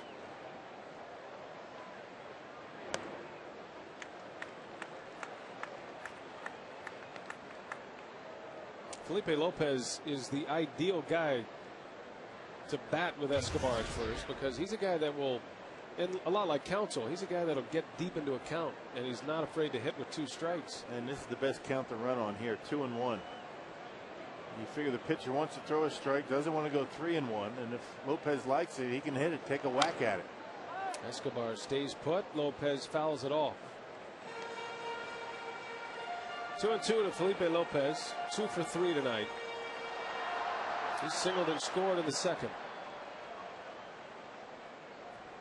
The Brewers have had a ton of base runners. They've scored 3 runs, but they have belted out 11 hits. So the 3rd straight game with a double-digit hit total in this new lineup. I bet it took a little bit for Maka to put the pitcher in the 8th spot. I mean, he's an old school kind of guy. Well, first 2 days it didn't really make much of a difference, but it's kind of hurt him tonight. With Burns in that 8th slot. He has driven in a run, though.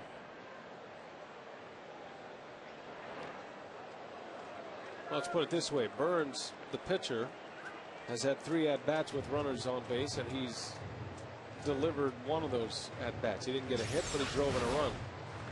He still moves around as well as anybody behind home plate. Look how far away from the dish he is. I mean, able to scoot, slide over, and keep it in front of him.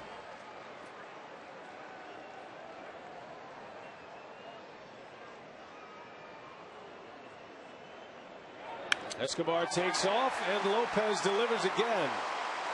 And Escobar will challenge the arm of Pence. He's in there. Boy, speed to Bourn. Escobar making it all the way to third base against a strong throwing right fielder. And how about Felipe Lopez, huh? Fastball, middle in, rips it. I mean, Escobar, as though he has eyes in the back of his head, he knew that ball was going to get down and get into third base. I guess it really didn't matter, though, did it? I mean, he took off. Had Pence caught it, he was going to be doubled up anyway, so why not just take off to third base? He never slowed down. But Pence made a pretty good throw over there, made it relatively close. He's got a great arm in right field. One of the best. Escobar's speed has shown up twice in this game. Lopez again with a single with 2 strikes. 3 hits today for Felipe Lopez. And the table is set once again for Craig Counsell. Nobody out.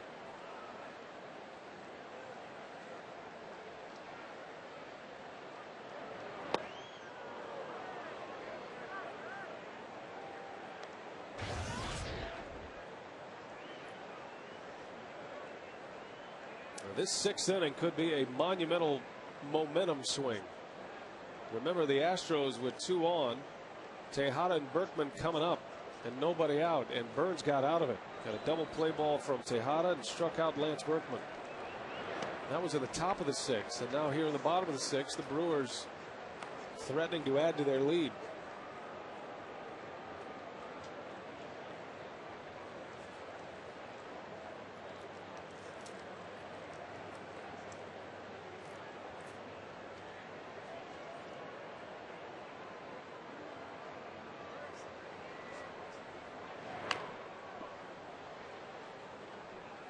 Ball and 2 strikes on Counsell. Tim Burdack is the left-hander throwing in the bullpen. Braun would be next, and then Fielder to follow. It's probably who Burdack is readying for. Yeah, the one and only lefty down there in Coop's pen.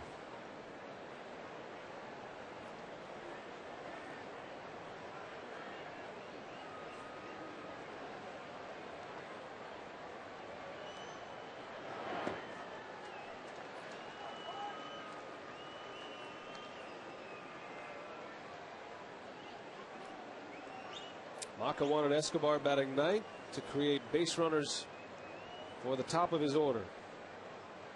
And 2 hits tonight by Escobar has produced just that. 3 runs on 12 Brewer hits. Counsell, little flare in the shallow right. Pence coming in, can't get it. And Escobar will score. Lopez, a great base running move to make it to second. It was not an easy play to judge, and Lopez played it perfectly. Well, the benefits of just trying to put the ball in play. I mean, Counsell giving up all of his power. Not a bad pitch by Arias. He's got a pretty good breaking ball. Easy for Escobar to score, but as you mentioned, I mean, Lopez doing a nice job getting into second base. That ball gets caught, he might get doubled off of first base. Counsell drives in his 3rd run of the game, has 3 of the 4 RBIs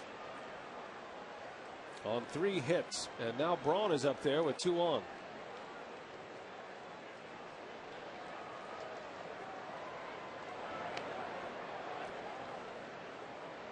Braun able to check his swing.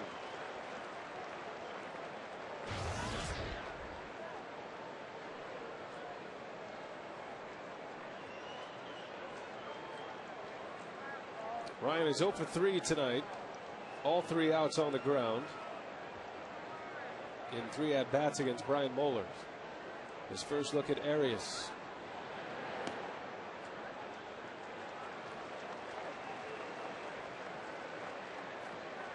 Fielder and Braun both in the top 5 in the league in RBIs. Fielder tied with Pujols for the major league lead in ribbies. Fielder would be next. Brewers can put some distance between themselves and the Astros here. Yeah, chance for the knockout punch here. That's a good take by Ryan Braun. Well, sometimes you see Ryan expand his strike zone when he's ahead in the count, but that was a short ground ball pitch right there. Good pitch, good movement by Arias, and Ryan did a nice job laying off.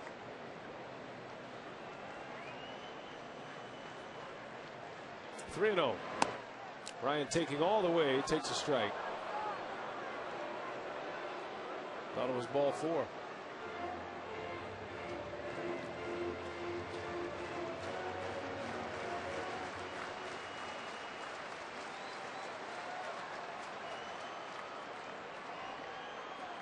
Alberto Arias in trouble here in the 6th.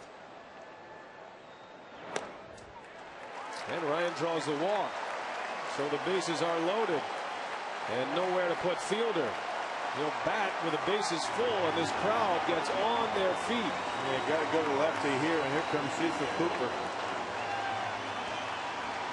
Certainly a game-changing situation, and you have to go to your one and only left-hander in the pen to face Prince. A little earlier than he'd like, but Cooper makes a call for Burdack.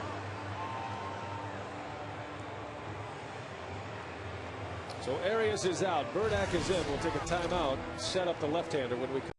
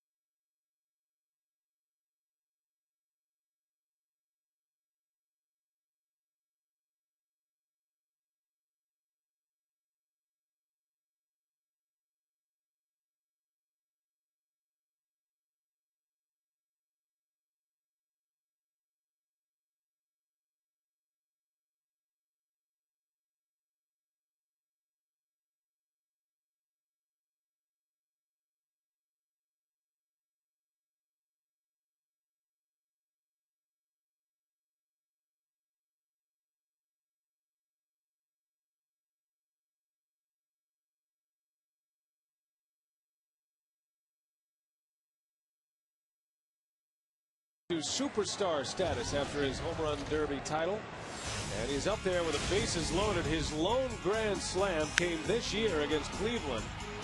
Incidentally, it was the last time the Brewers won 3 straight games. They've got a chance to do that tonight. Fielder looking for grand slam number 2 as he steps in against Tim Burdack. Cooper goes to his bullpen. The Brewers have hit 3 grand slams this year. Fielder, Braun, and McGee. And nowhere to put Prince. Here comes Burdack for the 50th time this season. Yeah, good numbers, a 3.32 ERA, 41 punch-outs in a little over 43 innings. Kind of a statistical anomaly. He's better against right-handed hitters than left-handed hitters. Fielder has been just as good against lefties as he has right-handers this year. 11 of his 29 home runs have come against lefties in about a third of the at-bats. Big cut from Fielder. And started him with a slider. One of the reasons why Prince is putting up numbers like that, almost a 300 batting average, is he's willing to give up the power once he gets to 2 strikes and start thinking about left field.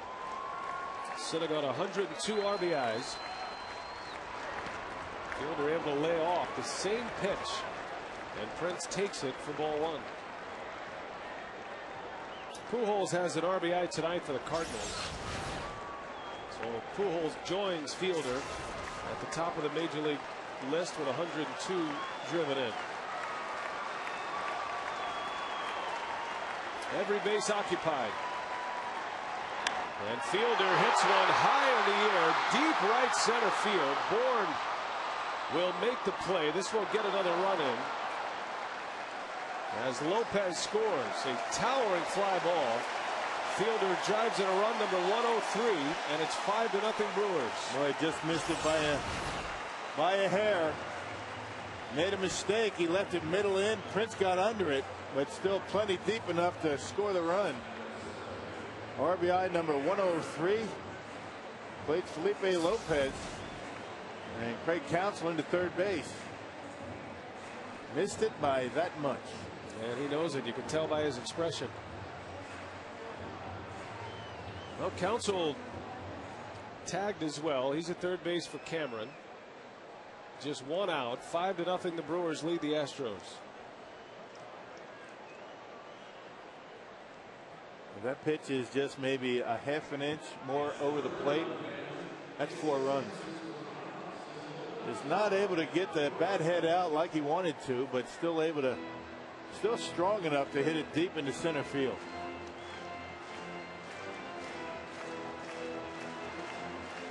You could call it a game of inches, really, if you wanted to. Can we use that? That's a good one. Cooper is going to make the move to the bullpen again. So the lefty is out. Burdick gives up the run, but does get an out. 5-0 Brewers. Will take a timeout for the pitching change.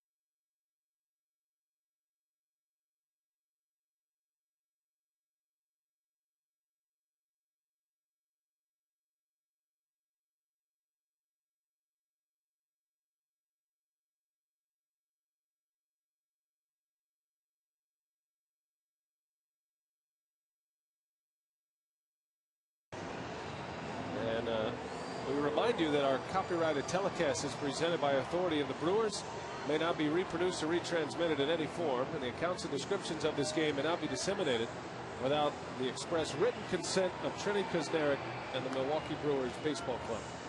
There's Trini right there. I guess she has a day off. Some kind of theme going on with the Kusnerick clan. Oh, Woodstock, huh? Good crowd on hand. Close to a sellout. Might be a sellout tonight. Sammy Gervasio is on the pitch.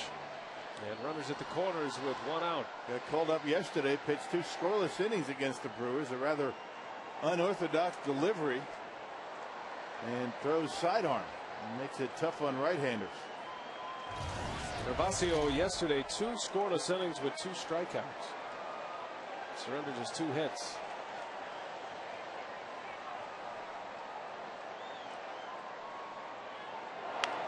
Cameron with a runner on the move, bounces one to second, and the run will score. By sending the runner, the Brewers stay out of the double play and add a 6th run to the tally. RBI for Cameron. Well, Ryan Braun, one of those that has the green light. Pretty good slider from Gervasio, and had Brian not taken off, that would have been a double play to end the inning. The Brewers playing some small ball here tonight. And you love to see that, don't you? Brewers have been in motion tonight. 8 home runs in 2 games. None tonight, but they've got 6 runs on the board. And doing it as much with their legs than they are the big home run bats.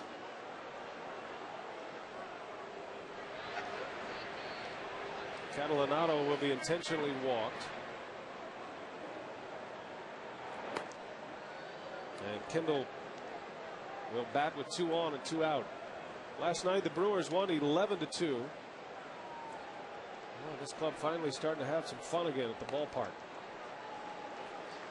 Into a rough stretch, but they are on the doorstep of winning 3 in a row. And it's all about the small milestones, and a win tonight. If the Brewers can hang on, they get back to 500.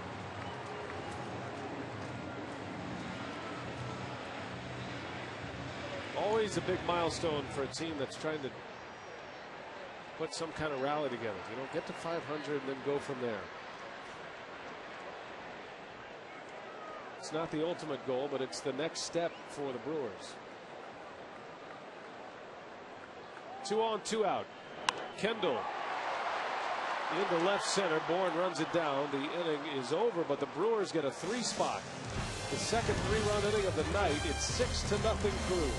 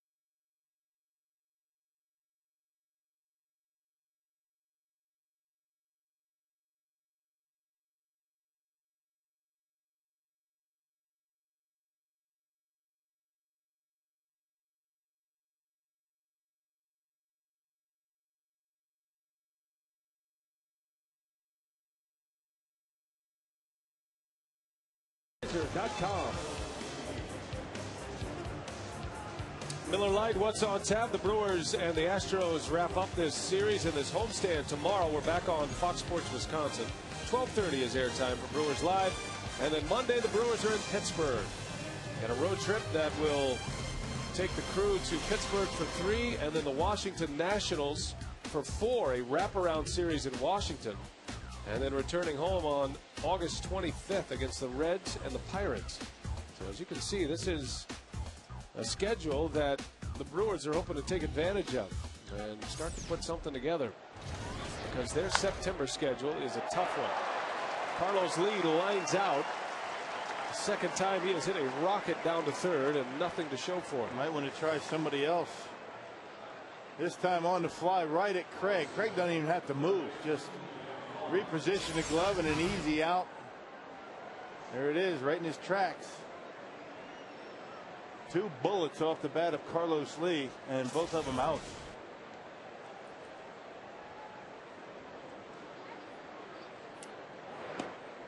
Lee is 0 for 2. Mike Burns, a 2-hit shutout. With all of the offense, the headliner right now is Mike Burns. And the job he's able to do. Remember, this is a spot in the Brewer rotation that has just given this club fits. You know, trying to find somebody to start and give some consistency. With the injuries to Suppan and Bush, it's been Mike Bourn. Seth McClung has had a spot in the rotation. Carlos Villanueva. And right now, with one out in the seventh, only 77 pitches. For Mike Burns, he's been very efficient. He's done a heck of a job here tonight. And just with that bullpen needed. Burns' last start was on August 1st. Jeff Blum sends one deep to right center. Catalanato on the run. That one stays in the ballpark. Bounces out for a ground rule double. Deep fly ball to right center. Blum with a one-out double in the seventh. Must have got that one down on the end, because off the bat I thought that was a home run. He did, just a little bit off the end. It kept it in the ballpark because it had the trajectory to get out of here, but just didn't get the sweet spot. And a one-out double. Only the third hit by the Astros, the second double. And it's Hunter Pence. Burns' last appearance was against Houston. That was on August 8th. That was back last Saturday, a week ago today. He pitched just one inning. So not only is it impressive that the Brewers get this kind of start from Mike Burns, but the fact that he's done it without pitching much, without being in the regular rotation lately. He's just been trying to piece it together with occasional bullpen appearances. And in 2 weeks. Yeah. He's pitched once in 2 weeks, and that was an inning. Plenty of side work. Pence in the deep left field. Braun is backing up, and this one is gone. The shutout is over. Hunter Pence with a 2-run home run, his 17th of the year, and the Astros are on the board. A couple of well-hit balls in the seventh inning. Yeah, waited back nicely on that breaking ball from Burns and knocked it on out of here. So all three of the first three hitters that he has faced have hit the ball right on the button. That was a curveball. It was up, but it was away. Pence able to hook it, but hit it hard enough to get out of here into the Brewer bullpen.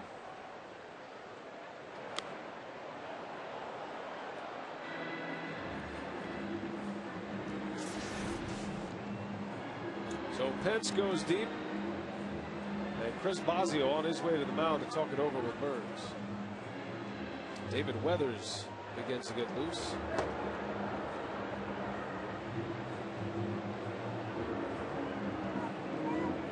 Bosio knows Burns well. It's been a crash course for Bosio to try to learn the tendencies of the starters and the relievers, you know, get to know his pitching staff since taking over. But there are a few guys that he knows well, guys like Burns and Manny Parra.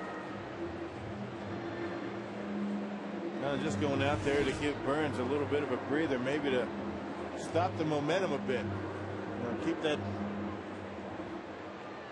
and maybe put an end to that snowball that sometimes will get away from you. And just take a little bit of a break and start anew. Burns is at the bottom of the order. Pudge Rodriguez, who is 0 for 2 in this game. Burns struck him out looking his last time up. He got him on a slider that just caught the outside corner.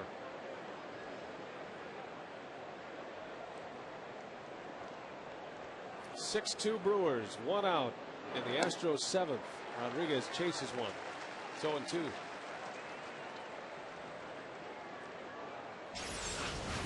Yeah, off speed pitch again. Slider up in the zone, and Rodriguez swings right through it. You don't want to throw too many of those.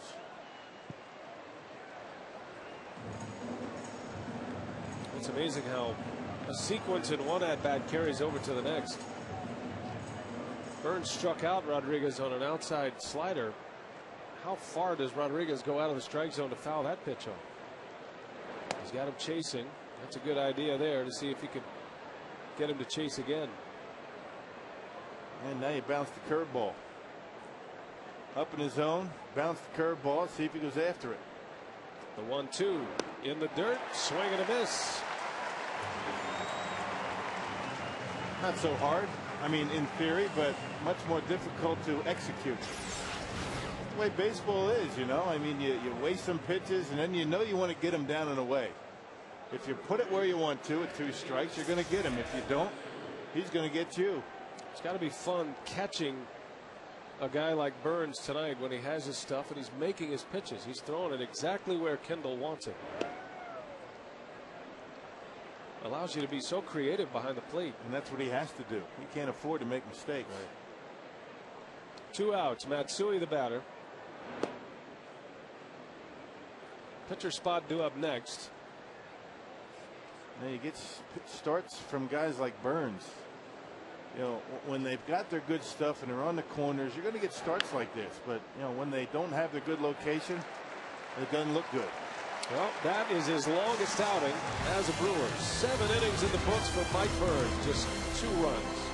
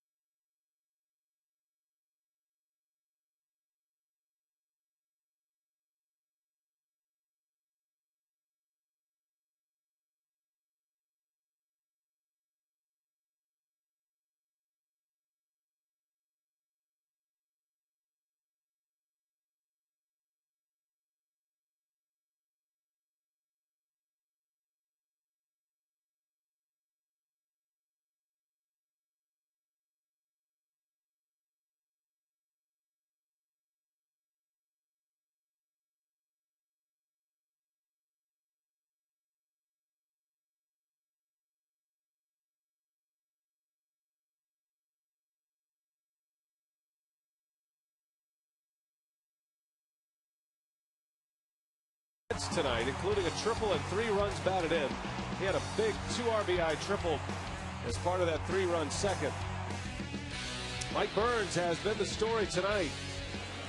Burns through 7 innings has surrendered just 2 runs, both coming on 1 swing of the bat. Hunter Pence with a 2-run homer, and Burns with a career high 7 innings pitched. So it truly is a career night for Mike Burns, who is making a bid in his 3rd win. Just a reminder, in just the first 10 minutes, you get your most important news and complete first alert weather, all on CBS 58 News, 10 at 10.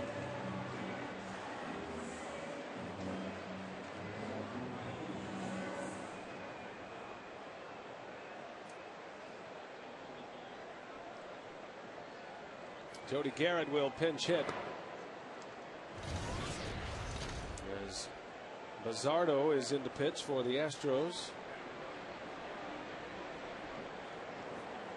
Saw Bizzardo in Houston.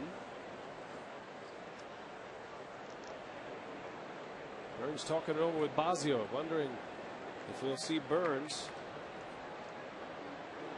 in the rotation his next time around, because you pitch like this, command the strike zone, just 2 runs on only 4 hits to a very good hitting team. Does that get him another spot in the rotation? Yeah, 4 hits against a team that's 2nd in the league in batting average, so they can rack up the hits. And Burns, he had good command of all 4 of his pitches. Didn't make mistakes with his curveball or his fastball, more importantly, early in the count. Jody Garrett rolls out, 1 gone in the inning. Final line on Mike Burns: 7 innings, 4 hits, 2 runs, and he strikes out 7. The strikeouts ties a career high. We were talking about Burns early in the ball game, saying that he needs to get ahead in the count with something other than fastballs, and pretty much all night through 7 innings he was able to do that. With some changeups, some curveballs, sliders. He was locating all three of those very well. And then because of that, he established those pitches. He became very effective with his fastball and got some strikeouts with it.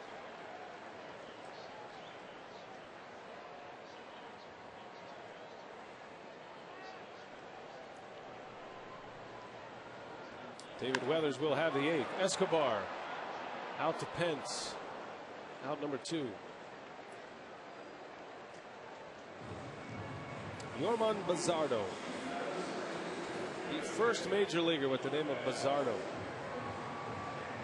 He's pitching in only his 3rd game with the Astros. One of those against the Brewers back in Houston. Yeah, Brewers knocked him around pretty good in Houston.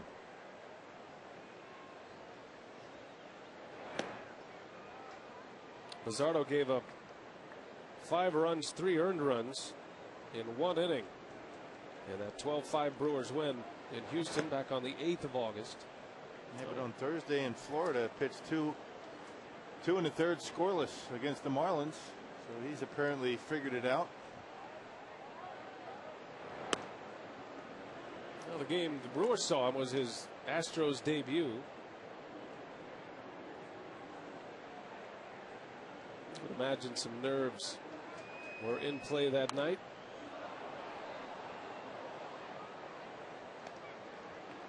He's had a little big league time briefly with the Marlins and the Tigers before surfacing here in the big leagues with the Astros. He strikes out Felipe Lopez. So a 1-2-3 inning for Bazardo. On our way to the 8th inning at Miller Park in Milwaukee. The Brewers lead it 6-2.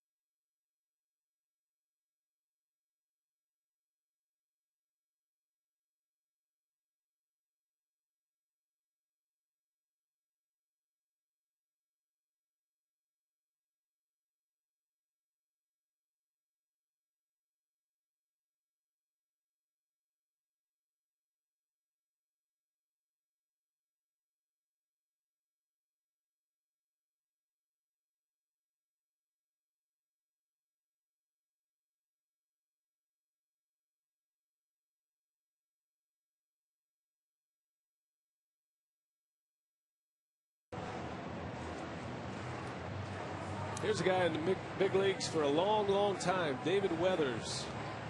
His 19th season in the major leagues. And he'll have the 8th against Houston. 6-2, the Brewers lead by 4. And 6 outs to get to win their 3rd straight. The Brewers haven't won 3rd straight since sweeping the Cleveland Indians. Jody Garrett will stay in the game and play right field as Weathers comes in to pitch. Well, good numbers for Weathers, veteran that likes to work away. His 3rd appearance as a Brewer this time around. Jeff Keppinger leads off. Keppinger came in on a double switch last inning. Former teammates as Cincinnati Reds. Yep. Keppinger and Weathers.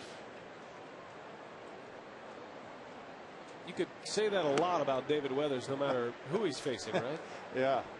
He's got former teammates everywhere. Let's see, Weathers spent 6 years with the Reds, 5 with the Marlins, 5 with the Brewers. This is his second tour in Milwaukee. He pitched for the Mets, the Yankees, the Blue Jays, the Cubs. Garrett really battling the lights, makes the catch.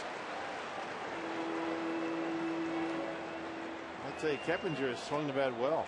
I mean, against the Brewers. Hit that one right on the nose, right into the light banks out there and above the third base dugout. You can see him squinting and screaming. Very happy that that ball found the glove, because I would imagine he didn't see it for the last probably 20 feet. Trust your instincts, right? Put the glove up and hope it falls in. Outfielders say the ribbon board is what makes it tough.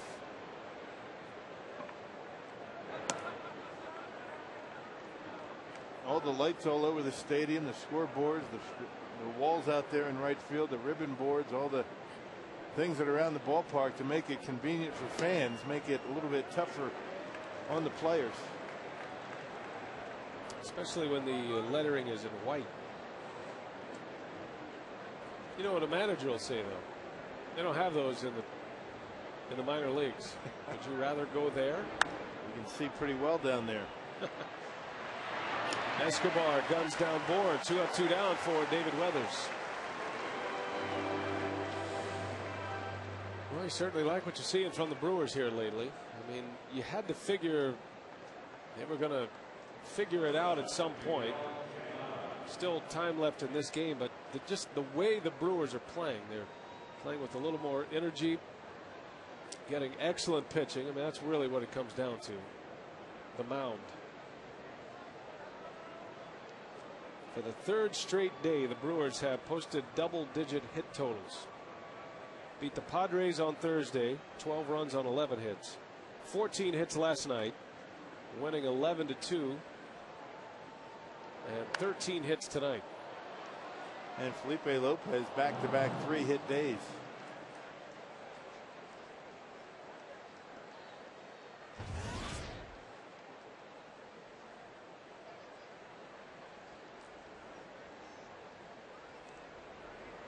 Tejada was in the crosshairs back in the 6th inning.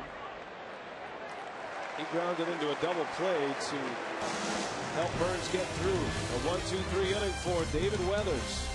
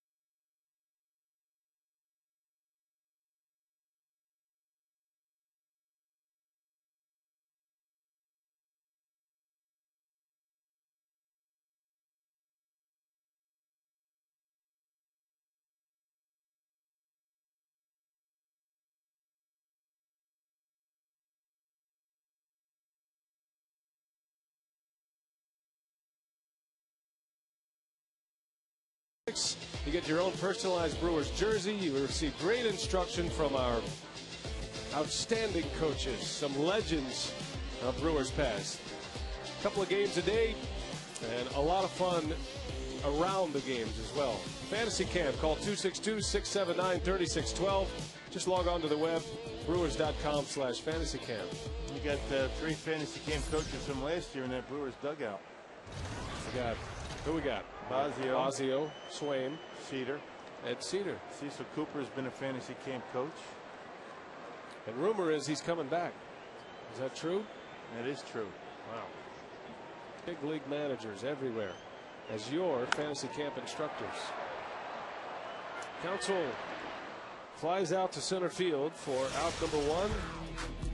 Well, Roy Oswalt gets the ball for the Astros tomorrow against Braden Looper for the Brewers. Looper a 10-game winner now.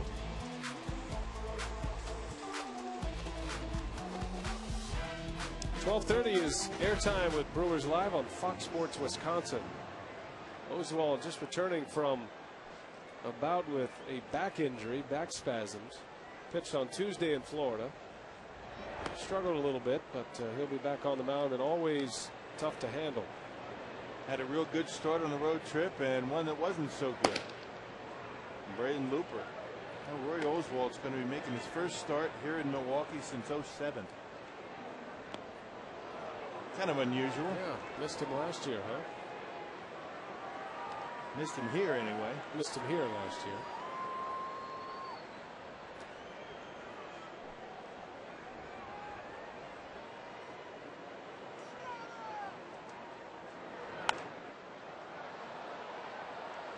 Into shallow right. Counsell and Braun retired. And here comes Pence.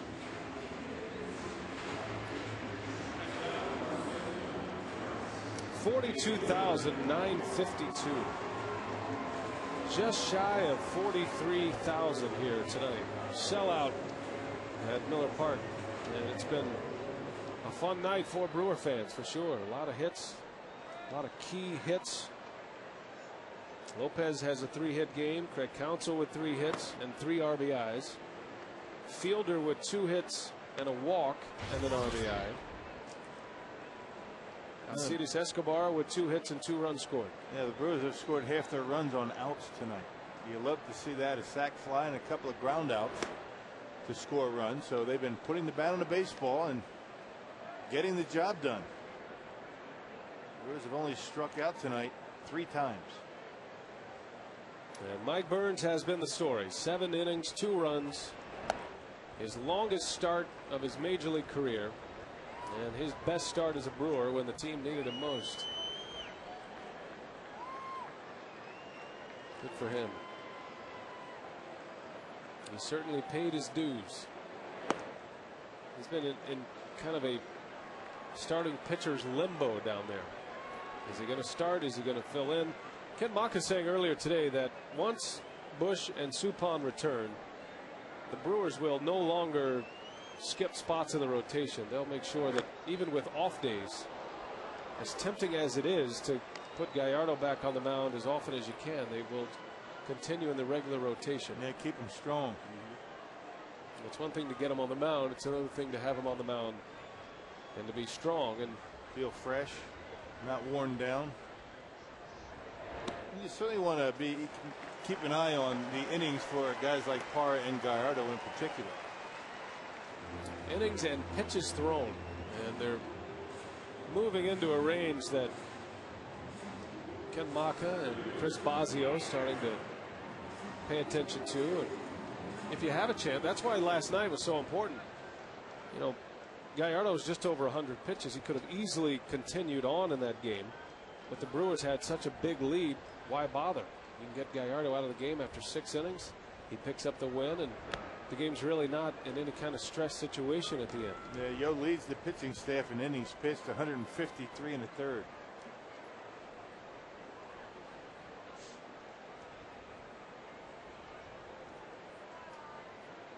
Mike Cameron with Fielder at first.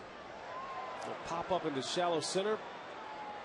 And that's the inning. And we are headed to the 9th. Last call for the Astros. Brewers 6, Houston 2.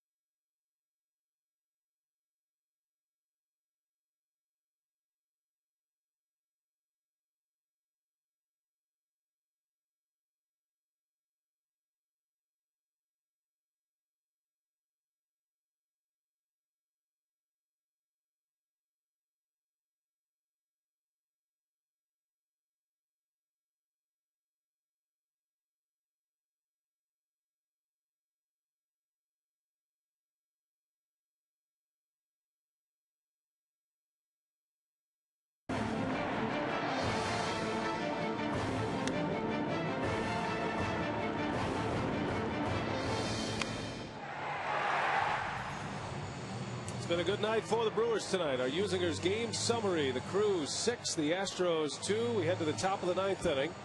Both Lopez and Counsell with 3-hit games. Counsell has driven in 3 runs, and Mike Burns goes 7 strong, his longest outing of his career. 4 hits and 2 runs. Hunter Pence a 2-run home run. 7 strikeouts, which ties a career high for Burns, and he is in line for his 3rd win of the year. Todd Coffey is in for the 9th. A 4-run Brewer lead. Coffey will face Lance Berkman, Carlos Lee, and Jeff Blum. Well, Coffey threw a scoreless inning in last night's ball game. 55th appearance for Todd, a .256 earned run average. Only 15 walks and 52 strikeouts for Coffey. So it's been a record-setting night for one of the Astros, Kaz Matsui. His 2,000th career hit combined between the Japanese major leagues and the major leagues. And his former manager, Osamu Higashio, traveling all the way from Japan to recognize the moment. Escobar scoops it up, fires to first. Berkman is out on 1 pitch. And Lance Berkman is hitless in this series thus far. Always important to get that first hitter out, regardless of how big the lead is. A 4-run lead, certainly within the realm of possibility. So you get that leadoff hitter out, you kind of take a little bit of the life out of that dugout for the Astros.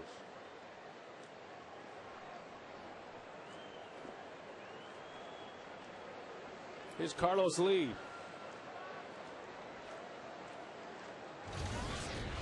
Just 4 hits tonight for the Astros. And Coffey gets ahead in the count. Well, you're doing a pretty good job when you have Bourn, Tejada, and Berkman hitless tonight. Pretty good chance to win a ball game.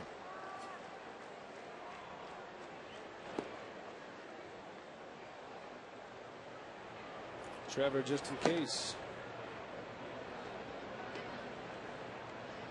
A couple of base runners. It's a save situation for Trevor. Lee has swung the bat well tonight, but nothing to show for it. Lee has hit 2 missiles to third base. Counsell made a great play in the 4th on a short hop, and then Lee lined out to him in the 7th.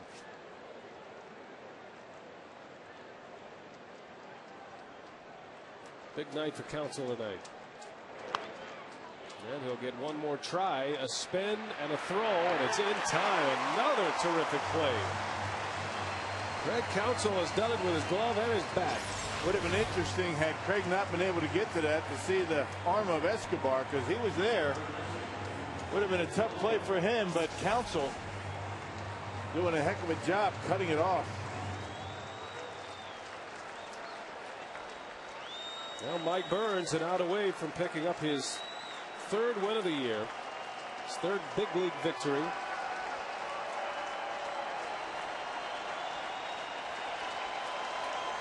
A sellout crowd on its feet. And Jeff Blum bats, and he lines one to center, and that is going to fall for a base hit. He got jammed. It sounded like a line drive,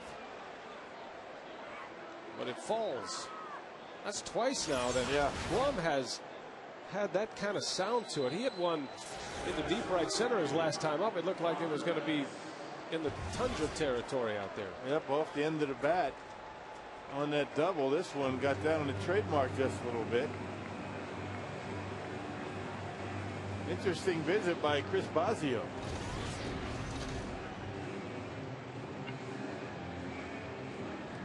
Brewers with a 4-run lead. The tying run is still in the dugout. I think Ken Maka just wanted us to check out Basio's gait. And the horse he rode in on.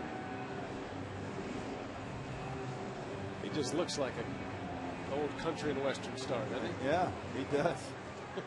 Old school, no doubt. He's made a few trips to the mound tonight. And he does so here with Pence at the plate. Pence hit a 2-run homer his last time up.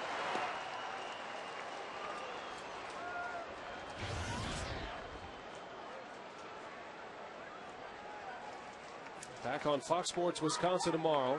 Final game of the series. Oswalt against Looper. And the Brewers are an out away from making a run in a sweep of the series tomorrow. Big cut and a miss.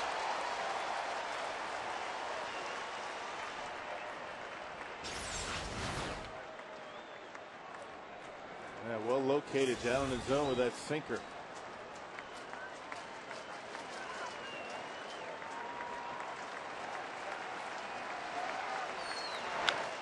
Bouncer. And a fire to second. Escobar handles it for the out. A hot potato from Lopez. Escobar makes the play, and the ball game is over. And the Brewers a winner tonight. 6-2 the final score. 13 hits for Milwaukee.